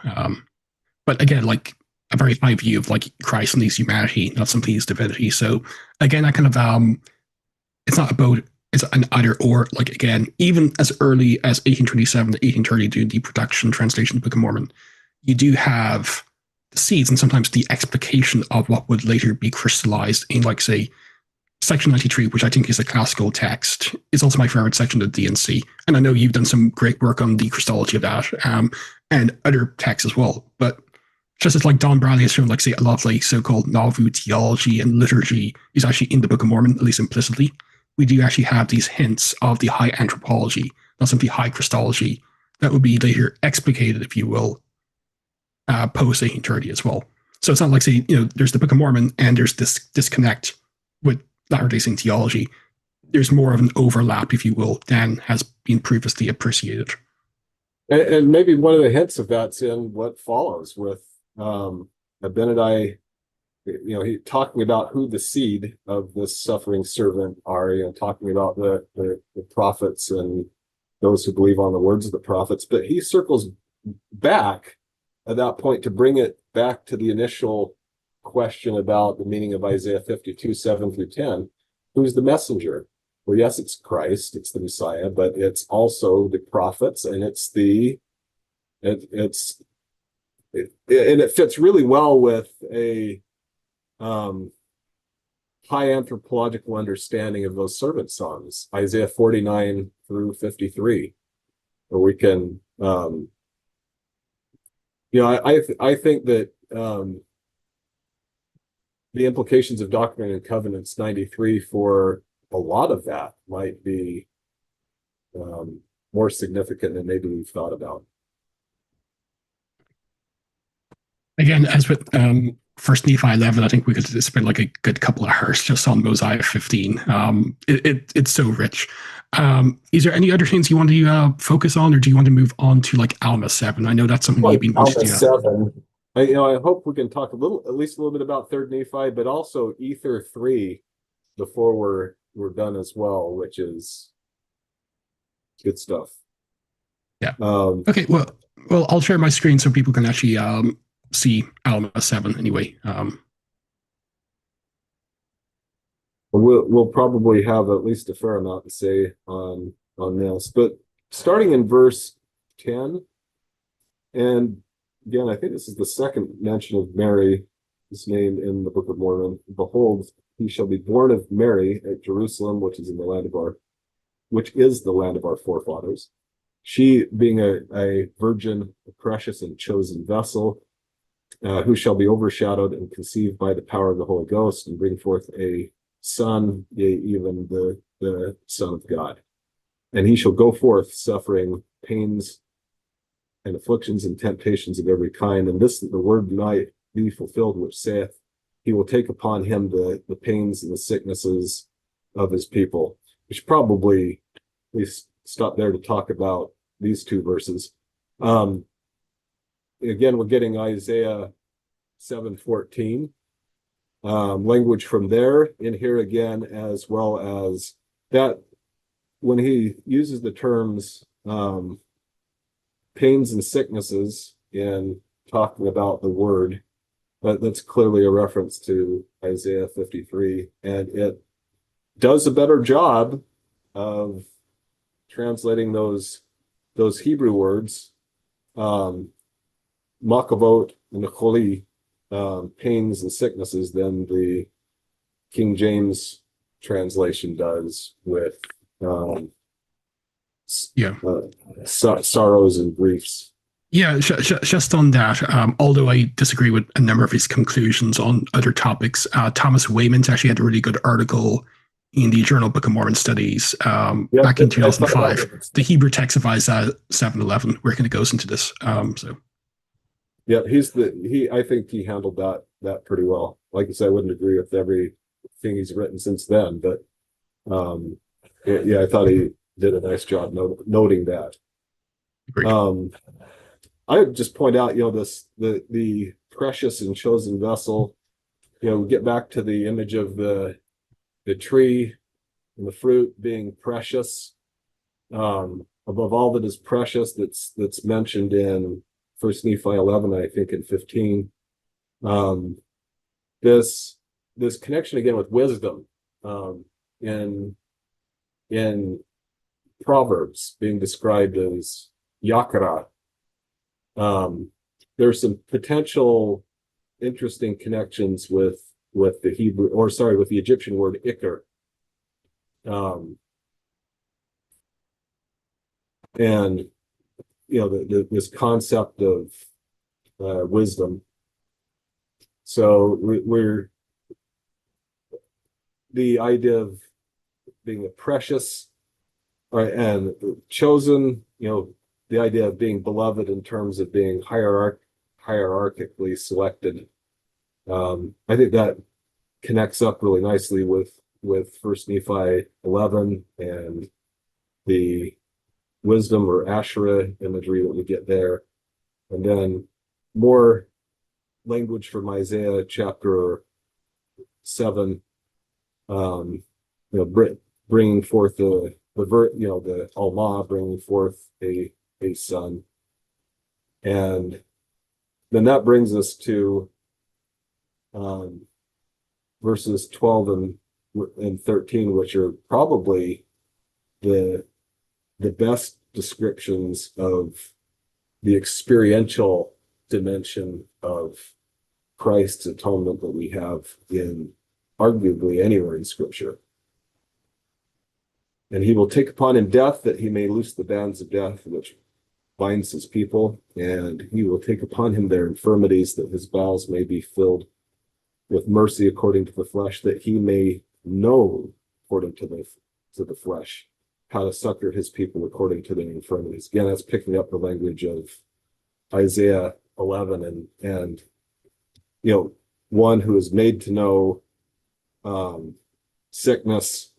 Later on in Isaiah 53, the description, by his knowledge shall my righteous, or depending on how you render it, my servant justify me, and my righteous servant. Now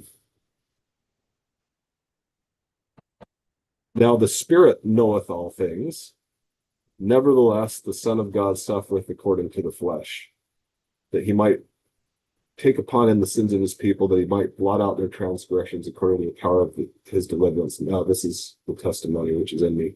I think it's interesting that Elder Holland and others have talked about, and I think Blake's probably talked about this as well, the difference between cognitive knowledge and experiential knowledge. The cognitive knowledge is all there with the Spirit, right? Spirit could cognitively inform him of everything. Nevertheless, and that's a key term in the Gethsemane narratives in the gospel, the Son of God suffereth according to the flesh, so that he might they might know according to the flesh. And it's a different kind of knowledge. As we've said before, there isn't any dimension of the human experience that Christ hasn't entered into experientially. He understands. Yeah, you kind of mentioned Blake. Like, he has a very good insight in volume 1 of his work on exploring the Mormon thought. Like, if you believe like Jesus was God before he emptied himself, why would a divine person become mortal? Can a divine person grow, if you will, by being mortal? It's like, yes, because you can only gain experiential knowledge through experience. You can't have it cognitively, so. And we do know, like, even from the Bible and other texts, that Christ was perfected through his sufferings. He learned things. He definitely experienced what it is to be mortal. You can't have that cognitive knowledge, And of course, like, the ramifications for that would be like, well, if the Father has a body, that means he must have experienced immortality, as well. So again, you do have, like, say, some of the seeds, if you will, of the later so-called Nauvoo theology there, when it comes to, say, just taking a step back and kind of realizing, like, the anthropology, Christology, and soteriology all melding into one. Just like maybe like to focus a bit more on Mary for the moment. Yes. It's always stood out to me, like in Alma 7:10, how it says like how she's a chosen vessel, and as like to be chosen or to be elected means like God specifically set someone apart for like a purpose. So this is like Mary was not some randomer, in the plan of salvation. This was done with a purpose. She was chosen, not simply like God will choose a woman randomly in this area sometime to bear his divine son. No, it's like she herself was uniquely chosen for this, um, Yet and we're suggestive of pre-mortal existence. yeah, and Bruce McConkie, who had no love for Roman Catholic Mariology, did actually say, she and Eve were like the most glorious, spirits, female spirits of our Heavenly Father in the pre-existence because of their roles in salvation. And I know you know this, but like, for those who may not know, that's why like early Christians actually sometimes paralleled Eve with Mary, um, you know, because like, Justin Martyr and others kind of understood like, well, Eve played a role in the fall, and as the result, like Mary is a new Eve in that she's greater than Eve. She brings about the salvation. So like moving away from the garden, coming into the garden, and these parallels as well. Like I think that parallel has been abused for like say sinlessness, but she definitely is in early Christianity the new or second Eve. Just as Christ is in the New Testament the new or second Adam. But what's rather interesting as well, like who shall be overshadowed and conceived by the power of God? That language of overshadowing, that kind of reminds one of like say the Shekinah cloud glory, and also the Shekinah that tabernacled or overshadowed the Ark of the Covenant. Similar language that's used, albeit from the Septuagint, by Luke in Luke 1, where it says like, the power of the Most High will overshadow you, episkiazo, So it seems like, she's like this elect vessel.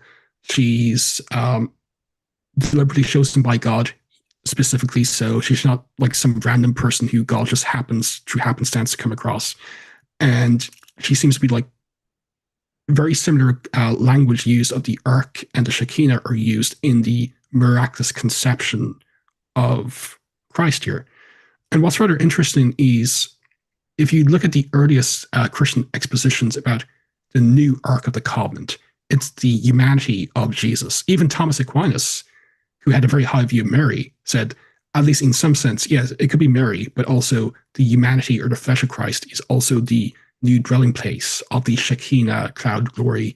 So again, even Christologically, through Mary, you have this kind of tabernacling Christology that's explicated as well in John, where, as you noted here previously, the word became flesh and dwelt among us. That's tabernacling language in the Greek. It's not simply like, oh, he dwelt, like I'm building the house. No, it's he tabernacled among us, and that should, for careful listeners, like this is not some random guy. This is like God is dwelling in him. So again, even through like a high Mariology, there's a very high Christology, and of course, like there's no adoptionist Christology here. Christ was divinely conceived. It's not like say he was conceived in the normal human way, and only later was adopted a son of God, as many think like was the earliest Christology, like Bart Ehrman. Although I think you would probably agree with me, like he has to do like a lot of injustice to the Gospel of Mark to come across the adoptionist Christology. But no, Book of Mormon, it's not an adoptionist Christology. He was not adopted the Son of God. He was always the Son of God, even in this miraculous conception as well. So, yeah, and it's only through the miracle of the incarnation that he's able to have or if we call the DNA, to do what the angel described to King Benjamin, and to be able to do what verses 11 through 13 talk about in terms of fully absorbing the human experience in all of its ugliness. And as everybody who's watching and listening knows, that experience gets really almost unexpressibly ugly, and yet Christ was able to enter into the experience of it all to redeem us and exalt us. Yeah, and I think it should be known, like, it may be obvious, but it should be emphasized. It was voluntarily, so he knew exactly what was going to happen. He knew he would suffer. It's not like, say, he, it was just like a random, unfortunate look at the draw. It wasn't meant to happen. Like he knew like no matter what would happen, he would suffer more than anyone could imagine, and he would have to be offered up as this atoning sacrifice. So he, and yeah, he still voluntarily did it. For us. I know it's kind of like a bit of a cliche. I think it comes from C.S. Lewis, but I do think it runs true. If only one of us was ever on the earth and we needed atonement, Christ would have done the same thing. He would have suffered all he did intentionally and purposely just to reconcile us to God. So this kind of shows like the atonement was not some kind of like, say, legal affair. No, it's a personal act. It's done through love, not like out of like legal obligation. And once you kind of understand, like, say, any legal dimensions to say to salvation, the atonement, and so forth are at best incidental. It's more like about covenantal love, and all that. Like chesed really encompasses it. That makes so much more sense of what's going on in the scriptures, but also makes it more personal, as well. Because Christ did it. Yeah, Christ really would have done it all for just really, you or me, let alone like say all of us. yeah, that's beautiful, Robert. I think I agree with all of that. I just kind of circling back to Matthew 1, I think that's why um, Isaiah 7:14 was so important to Matthew, the gospel writer, and this concept of God with us. And that's as what's his name now? Allison. He talks he notes the Emmanuel theme that runs throughout the Gospel of Matthew, and even concludes with the Great Commission. I am with you always, even until the end of the world. That, like you said, it's very personal. I think it was personal for the gospel writer. I think it was very, had to have been personal for the disciples who knew Jesus in mortality. And it becomes very personal to us as we enter into that covenant relationship that you mentioned with Christ, and we experience his chesed, and we realize even when we're not exempted the challenges that are common to all human beings, but we also know that he's with us in even the darkest and most challenging experiences that we face in mortality. It becomes very personal. And to go to Hebrews, which, if you haven't figured it out already, people, it's my favorite book in the New Testament. I'm glad we're fellow fanboys of Hebrews. Yeah. We should briefly discuss who we think wrote Hebrews, but momentarily, like this is kind of captured, like say chapter 4, verses 15 to 16, where the author Luke says, "For we have not a high priest which cannot be touched with the feeling of infirmities, but was in all points tempted like as we are, yet without sin." And then concludes, "Let us therefore come boldly unto the throne of grace, that we may obtain mercy and find grace in help of time of need." So basically tying this in, like the author of Hebrews saying, like, we have a high priest, but he's not some like other than us. He actually went through the full gamut. He knows exactly what you are going through. Like if you're on someone's deathbed and you have to comfort them, he knows what that's like. Or if you yourself are suffering, like mentally or physically, he knows, and then some, what it's like. He's not some alien other. He knows what the drug addict is facing when the person's run out of drugs and they're at rock bottom, and they're the physical and the mental and emotional anguish of being at absolute rock bottom and feeling completely not only subject to your own worst choices, but the total abandonment that a person can feel in circumstances like that. He understands. I think it's really interesting to me that some of the people that describe experiences of where they've received knowledge that God knows them personally. They've been people, for example, sex workers and drug addicts that have really, really hit rock bottom in ways that most of us can't understand. Receiving that, they witness that God knows them and that He's aware of their circumstances. I think that's what Hebrews is trying to describe in the passage you quoted. I also love Hebrews later on. Is it chapter 12 where he talks about for the joy that was set before him, Christ endured the cross and everything else that led up to it. Which again shows like he knew what was going to happen, and yet out of covenant love, he did it. Yeah. And Third Nephi, which we'll probably get to in maybe a minute, that's one of the things that stands out there is the joy on the other side of it. That's really emphasized in chapter 17, for example. I know you're shopping. I know you want to get to Third Nephi, so let's definitely go to Third Nephi and Eater. We can do like a quick fire round, if you will. But I'm not sure about you, but like this has been an absolutely awesome 2+ hours already. So yeah, I love that. So I don't get to do this all the time, and that's why when we get to have these conversations and get to do these things, it's that much more special. Especially when it comes to someone yourself, like who actually does take like the scripture seriously. It's always fun with that extra dimension. So thanks. Likewise, I've loved everything we've been able to talk about.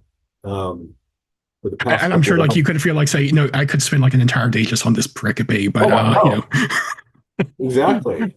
So is it Third Nephi 17, or do you have a particular text? In chapter 1, real quick, verse 14. So again, we're seeing the consistency of the Christology, right, that we've been talking about. When we have the sign that's given of Christ's birth. Behold, I come unto my own to fulfill the things which I have made known unto the children of men from the foundation of the world, and to do the will both of the Father and of the Son, of the Father because of me, and of the Son because of my flesh. And behold, the time is at hand, and this night the sign shall be given. So the Christology there lining up really nicely with what we saw in Mosiah 15, and all the way back to First Nephi 11.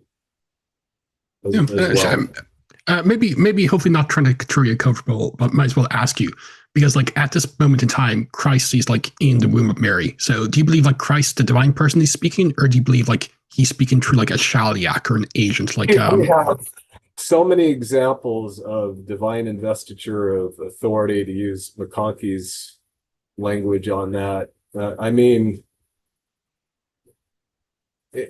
Some will try to make the argument, oh well, this means that the Spirit isn't in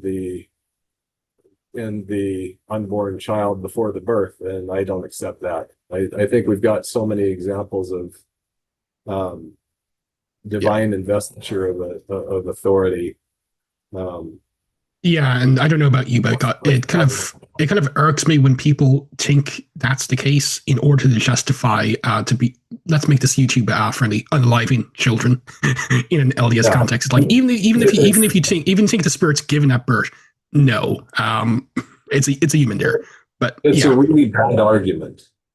I agree. And so I like I think that the Christology, I have to think that Mormon had, it was really important for him to mention this on the way into what we get in Third Nephi. And, he's sort of setting up, Mormon does this in various ways. Chapter 5, he's going to do this as well, just laying little laying tracks for what's going to happen in chapter 11 through through chapters 11 through 27. There's a lot that we could talk about there in Third Nephi. I really like, my favorite chapter within all of that is Third Nephi 17, because of what it shows us about Christ and in terms of personality. And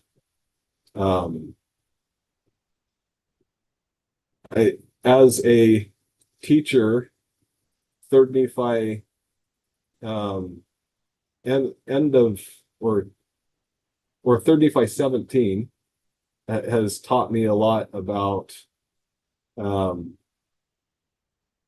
being a teacher that can read the room, right? He is getting ready to launch into a sermon that uses Isaiah 52, 8 through 10 as sort of the launching point. Verse 1 of 17, but now behold now it came to pass that when Jesus had spoken these words, he looked round about again on the multitude, and he said unto them, behold, my time is at hand. I perceive that ye are weak, that ye cannot understand all my words which I'm commanded of the Father to speak unto you at this time.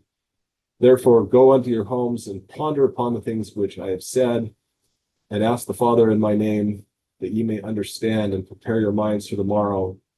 And I come again unto you. It's not going to give them any more Isaiah on that day, or challenge what they can take away from Isaiah. Although he does resume at a point later with this same text during the second day sermon. But he reads the room. He understands that they're past the saturation point, and then he spends the rest of the time. Or I love verse 5. And it came to pass that when Jesus had thus spoken, he cast his eyes round about again on the multitude, and behold, they were in tears, and did look steadfastly upon him, as if they would ask him to tarry a little longer with them. And I love this. I think it says a lot about it's okay not to be too wedded to schedules that we have, that we can sometimes take time to serve and show love to people that come across our path that really might need that, to have awesome conversations with people who might need to have a long, uplifting conversation. Some of the best memories I've had throughout my life are of times when people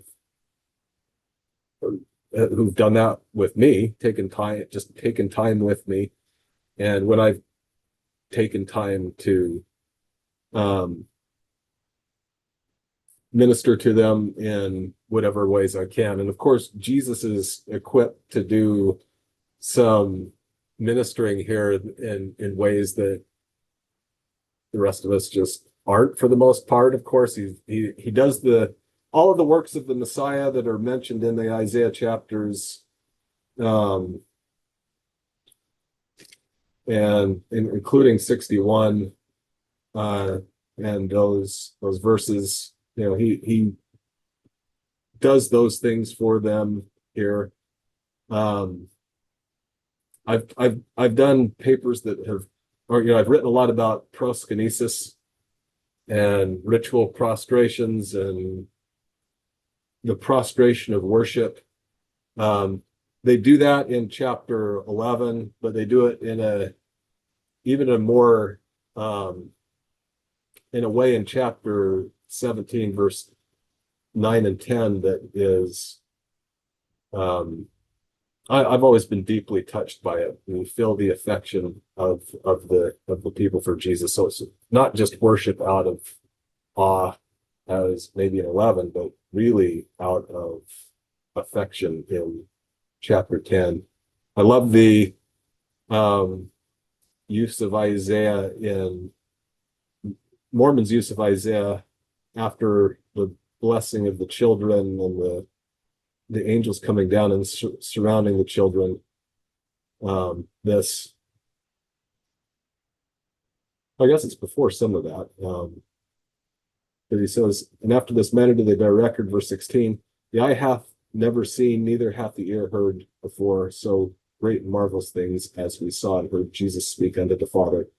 And no tongue cannot speak, neither can there be written by any man, neither can the hearts of men conceive so great and marvelous things as we both saw and heard Jesus speak.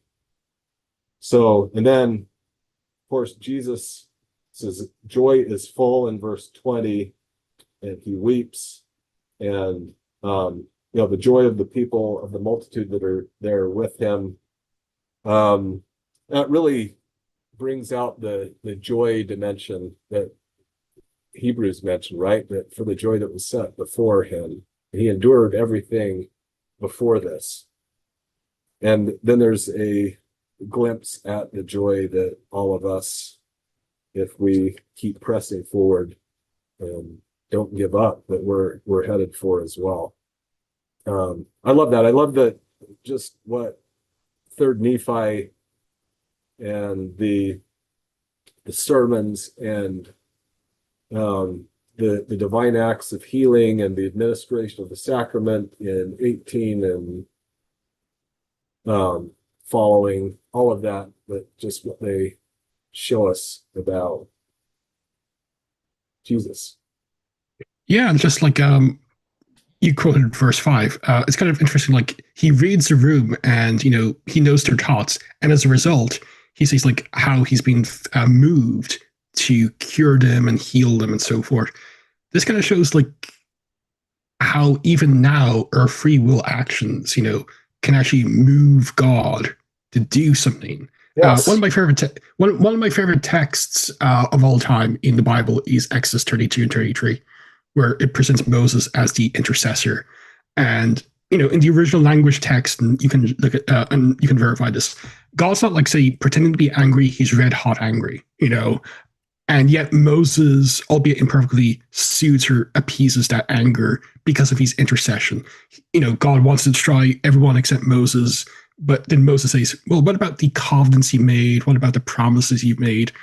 And that kind of showed like, it's not like divine impassibility, it's divine passibility. And even here with the person of Christ, like, as exalted as he truly is, he can still be moved in compassion through like the free will actions or the prayers or any of the gestures, if you will, of us, which kind of shows like, again, he's not an utter, Yeah,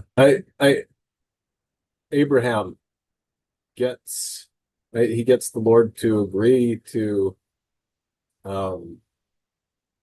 spare Sodom and Gomorrah if even a few righteous people can be found, right? We see this in the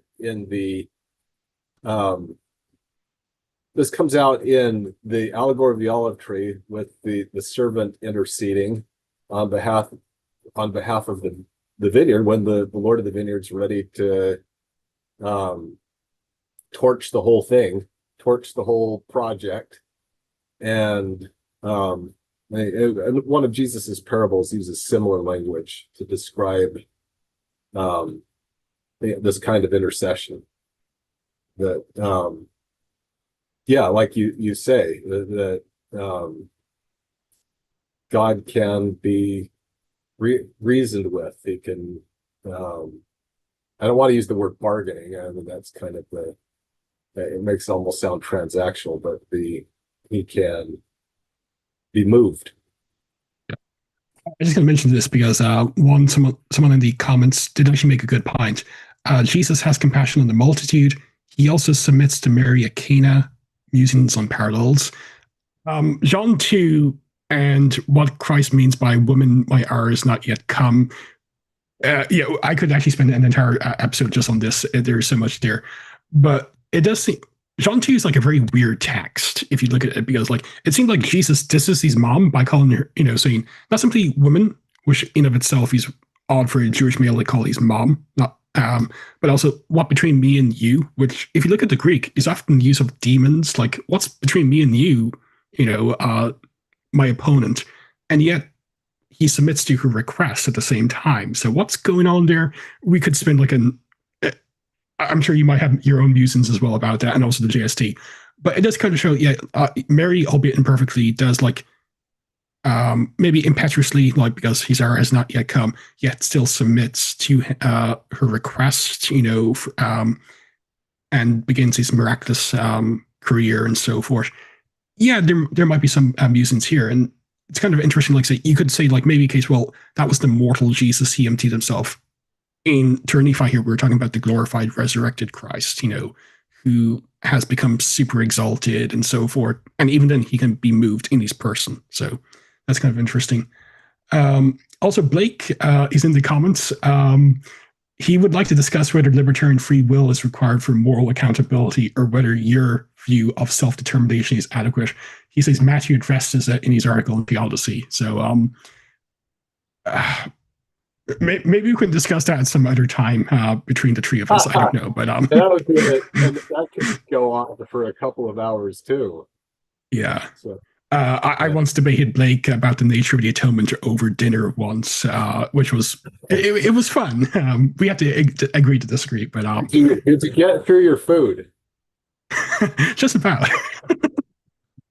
But no, hi Blake. I miss being in the States too, so hopefully I'll be back and we can do something soon as well.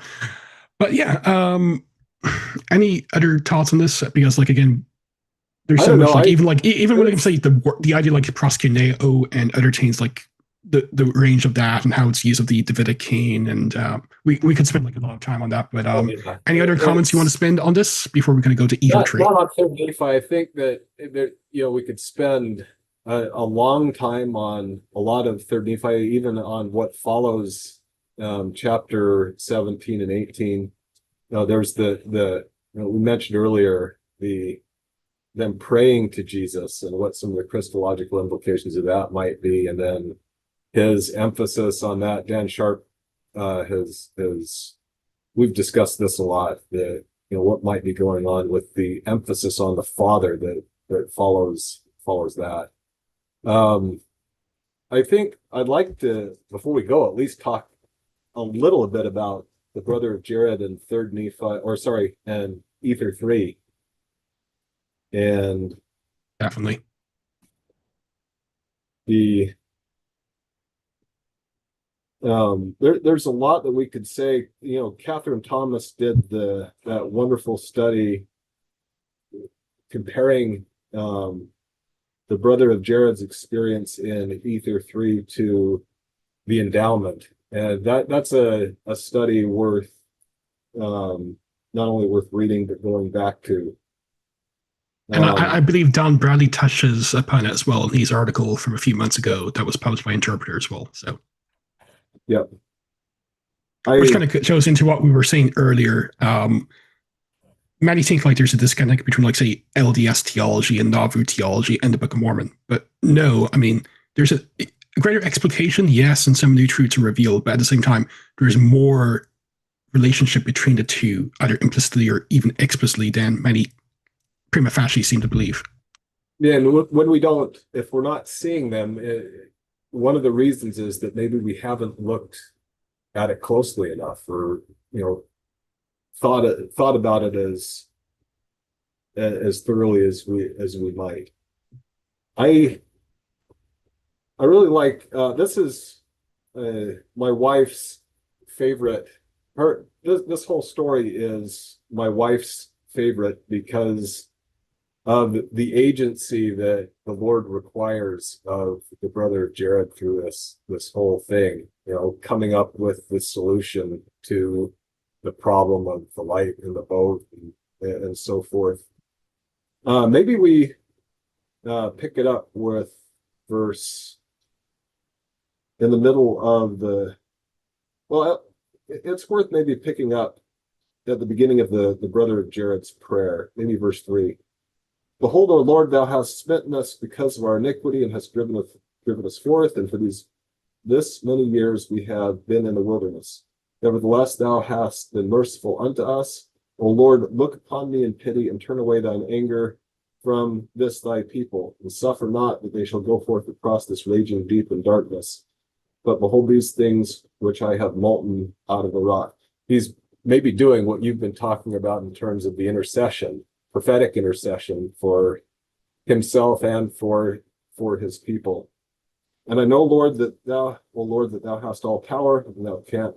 So he's asserting his knowledge, right? This is what he does know. That thou hast all power and can do whatsoever thou wilt for the benefit of man. Therefore touch these stones, O Lord, with thy finger, and prepare them that they might shine forth in darkness, that they shall shine forth unto us in the vessels that which we have prepared, that we may have light while we shall cross the sea. Behold, O Lord, thou canst do this. We know that thou art able to show forth great power, which looks small unto the understanding of men. And it came to pass that when the brother of Jared had said these words, behold, the Lord stretched forth his hand and touched the stones one by one with his finger. And the veil was taken off the eyes of the brother of Jared, and he saw the finger of the Lord, and it was as the finger of a man, like unto flesh and blood. And the brother of Jared fell down before the Lord, for he was struck with fear. And my argument there would be that's both the prostration of awe or fear or worship. There's maybe a little bit more cultic significance to that than some people may think. But Robert, what are your thoughts on the blending of Christology and anthropology that we begin to see in these verses? Again, it kind of shows this kind of whole balance view, because like previously in Eher, there's the discussion about the fall, and basically we're morally fallen, and so forth. It kind of uses very strong language, but at the same time, like they still have the ability to like do good in the eyes of God. They're not totally depraved. It's not like Augustinian anthropology, if you will, here. It's basically the anthropology of later Latter-day Saint teachings as well. And it connects well with, I think, with, there's and he never pointed this out, in rabbinic Judaism, the idea of the Yetzer HaTov and the Yetzer Hara, the good inclination and the bad inclination, that these are in both of these things are in us. J.K. Rowling's Harry Potter series made use of wide use of that kind of thing. There's good and bad in everyone. It's the idea of what do we let win out? What do we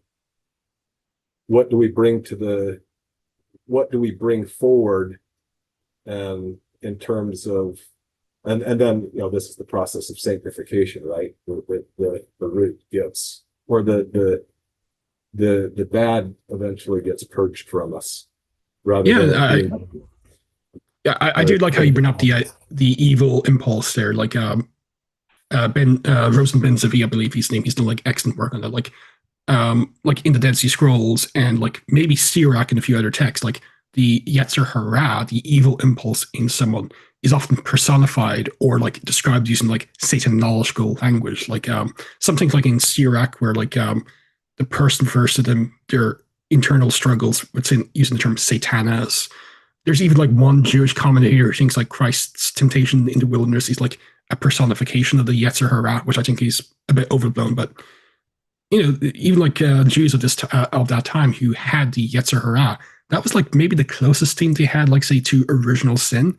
But even then, they had the Yetzer HaTov. It wasn't like say, okay, you're totally wicked. No, you still have this free will to go with it. Yeah. So my colleague, BYU Hawaii colleague Dan Sharp, has also talked about what comes next. And the Lord saw that the brother of Jared had fallen to the earth, and the Lord said unto him, Arise, why hast thou fallen? And he said unto the Lord, I saw the finger of the Lord, and I feared lest he should smite me. For I knew not that the Lord had flesh and blood. And the Lord said unto him, Because of thy faith thou hast seen that I shall take upon me flesh and blood. And never has man come before me with such exceeding faith as thou hast. For were it not, you could not have seen my finger. Sawest thou more than this? And he answered, Nay, Lord, show thyself unto me. And the Lord said unto him, Believest thou the words which I shall speak? And he answered, Yea, Lord, I know that thou speakest the truth, for thou art a God of truth, and it's not lying. And it's that expression of not just faith, but knowledge that then brings him to what Dan Sharp thinks is the essence of the endowment as it's given, this knowledge. But when he had said these words, behold, the Lord showed himself unto him and said, Because thou knowest these things, ye are redeemed from the fall. Therefore ye are brought back into my presence. Therefore I show myself unto you. Behold, this is the Christology of it. I am he which was prepared from the foundation of the world to redeem my people. I am Jesus Christ. I am the Father and the Son. In me shall all mankind have life, and that eternally, even they which shall believe on my name, they shall become my sons and daughters. And then, of course, he explains more about the nature of his pre-mortal body. Seest thou that ye are created after mine own image? Yea, even all men were created in the beginning after mine own image. Behold, this body which ye now behold is the body of my spirit, and man have I created after the body of my spirit. And even as I appear unto thee in the spirit, will I appear unto my people in the flesh. So this might, in some ways, might be the clearest Christological window that we get in the Book of Mormon in terms of the nature of the pre-existent body of Christ. And there's more than hints of that for, even all men were created in the beginning after mine own image. So going well beyond Genesis 1:26 through 27 in terms of the implications of creation in the divine image. And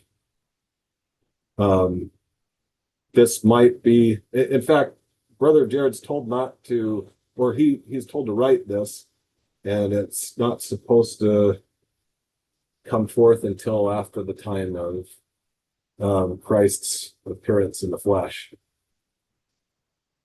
No, that's pretty good. And just to touch on the image and likeness issue, I'm sure you would agree with me, like, say, when it comes to, say, Selim and Demuth, a very good case can be made, like, say, some type of external three-dimensional view is in view here. Like, humanity is like the cult image in the Old Testament. That's why there's no cult image of God, properly speaking. He can't be imaged because he's imaged in man, but it really makes it really explicit what is maybe implicit only. And it kind of shows, like, the appearances of God, or deity in the Old Testament. They're not theophanies where God only temporarily takes on a body or body appearance just to communicate. This is actually part of his normative, this is part of his essential being to be, at least in terms of his spirit, to be three-dimensional and humanoid. And it's funny enough, this is followed up in the 1830 Book of Moses, where, again, this idea, like, image and likeness is clearly in view here. It's not only moral knowledge, as some think it is. That's incidental. It's because, like, we're the cult image, if you will, of God, where he's cultic representatives or statues, if you will. And as a result of that, it's a moral idea as well. So he's always embodied. I mean, that's even Christ is embodied in premortality with the spirit body and the likeness and image of what he appears in later in mortality. But even the implication there is, following his death, he's still embodied in with the spirit. but then the resurrected body. So I mean that this helps us see that's there's no getting away from embodiment. Yeah, and also if Christ is the image or icon of the Father, what does Yeah. that mean about the Father as well? Which Yeah. I think like a very good case may be made, like say what's taught in the kinfolk discourse, its logical implications. It's not a novelty, it's just like an organic development of everything that's previously. Yeah. Joseph is we talked, a lot of the things that we've talked about. You sense in the King Follett sermon, that Joseph has, some of these things have probably been revealed to him, but he's also worked through what all the implications are for Oh, all yeah, these things find in Scripture. yeah. In, Like he in, definitely in was the thinking. He Bible. definitely was thinking about things because like his study of Hebrew did really like open up some of his interpretive avenues as well. I think that kind of goes without saying, but Yep. it doesn't. It's not like say it's not even like say the highest of novel theology. There's no complete novelties. They're all like explications of something that's previously before in the strata of Revelation and Latter Day Saint thought.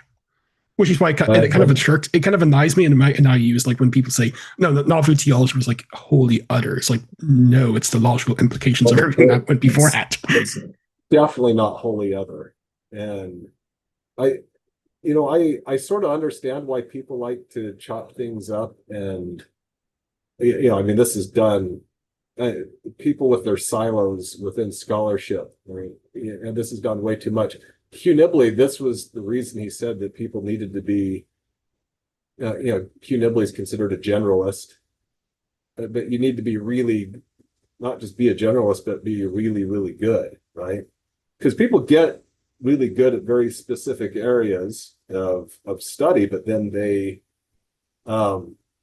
can't do much outside of the very, they can't see the forest for the trees. They get too myopic about very specific things. And I think that's been true of the way we've looked at the Nauvoo period and Joseph's thought during that period. It didn't just burst on him in Nauvoo. I mean, he's been working up to this all the way along, and a lot of it's there in place sooner than people think. Jeff Bradshaw and some of the work he's done on what Joseph Smith knew about the temple and when did he know it. It pushes.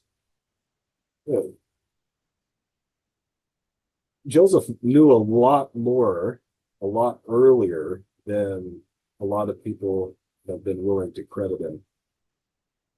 Yeah, and it also has resulted in like a lot of misreadings of the text as well. You know, even I've been guilty of that, like thinking like say binitarianism is in the lecture on Fate 5. It's actually not, and a host of other issues as well. But we're already at the 2.5 hour mark, and I know you told your darling wife that would be the limit.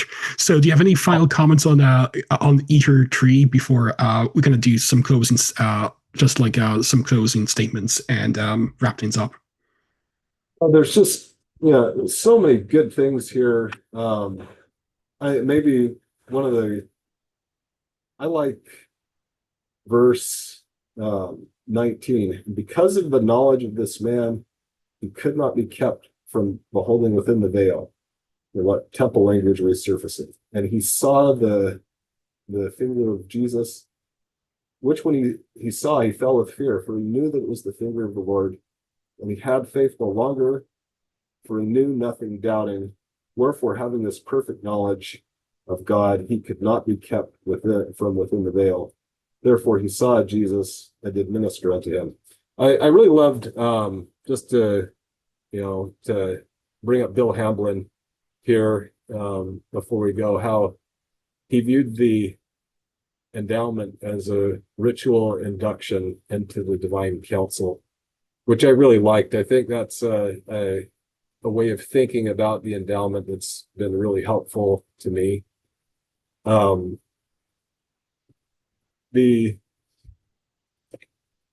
The endowment the brother of Jared's experience, all of these things help us get a sense of the kinds of experiences that we're one day going to have as we become increasingly sanctified through Christ's atonement.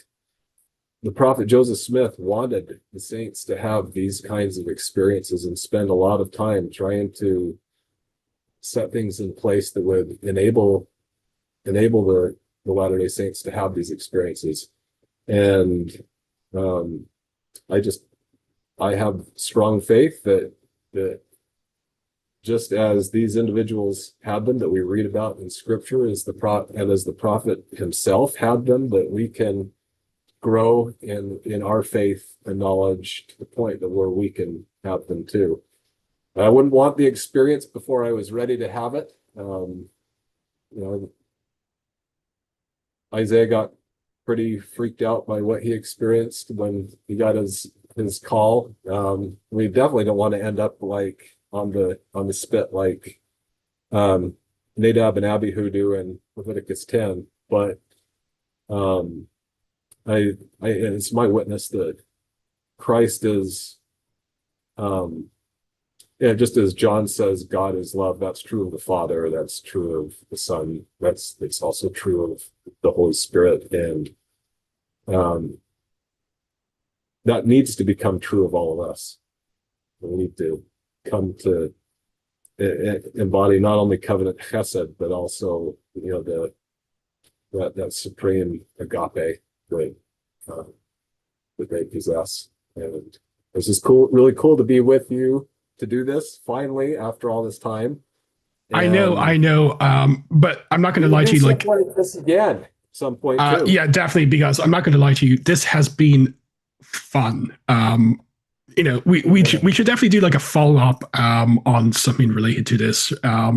Because I'm sure like people who are watching, they're really enjoying it, and I'm sure like people who will watch it in the future, the time is flying by.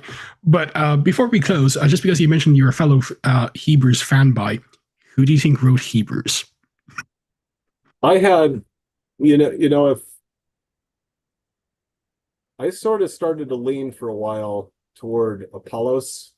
That was Father John Heil, who I studied under at Catholic University of America. In full disclosure, he influenced my thinking on that a little bit. I know a lot of Latter-day Saints who just really can't move away from Paul on that. The only way Paul had a hand in any of this is if there was some committee type of writing behind this. Whoever wrote it though, the Greek is so good. It's very different than anything in the Pauline epistles in terms of the way Greek is used. If you make Paul is a Hellenistic Jew, so that you can't maybe completely remove him from the equation, but Apollos, as he's described, he's a pretty good candidate in terms of his ability to use Greek rhetoric to Hellenistic Jews. So he might be, if I had someone held my feet to the fire, maybe I would say Apollos, but I have Fair to be enough. really honest. No, that's fine.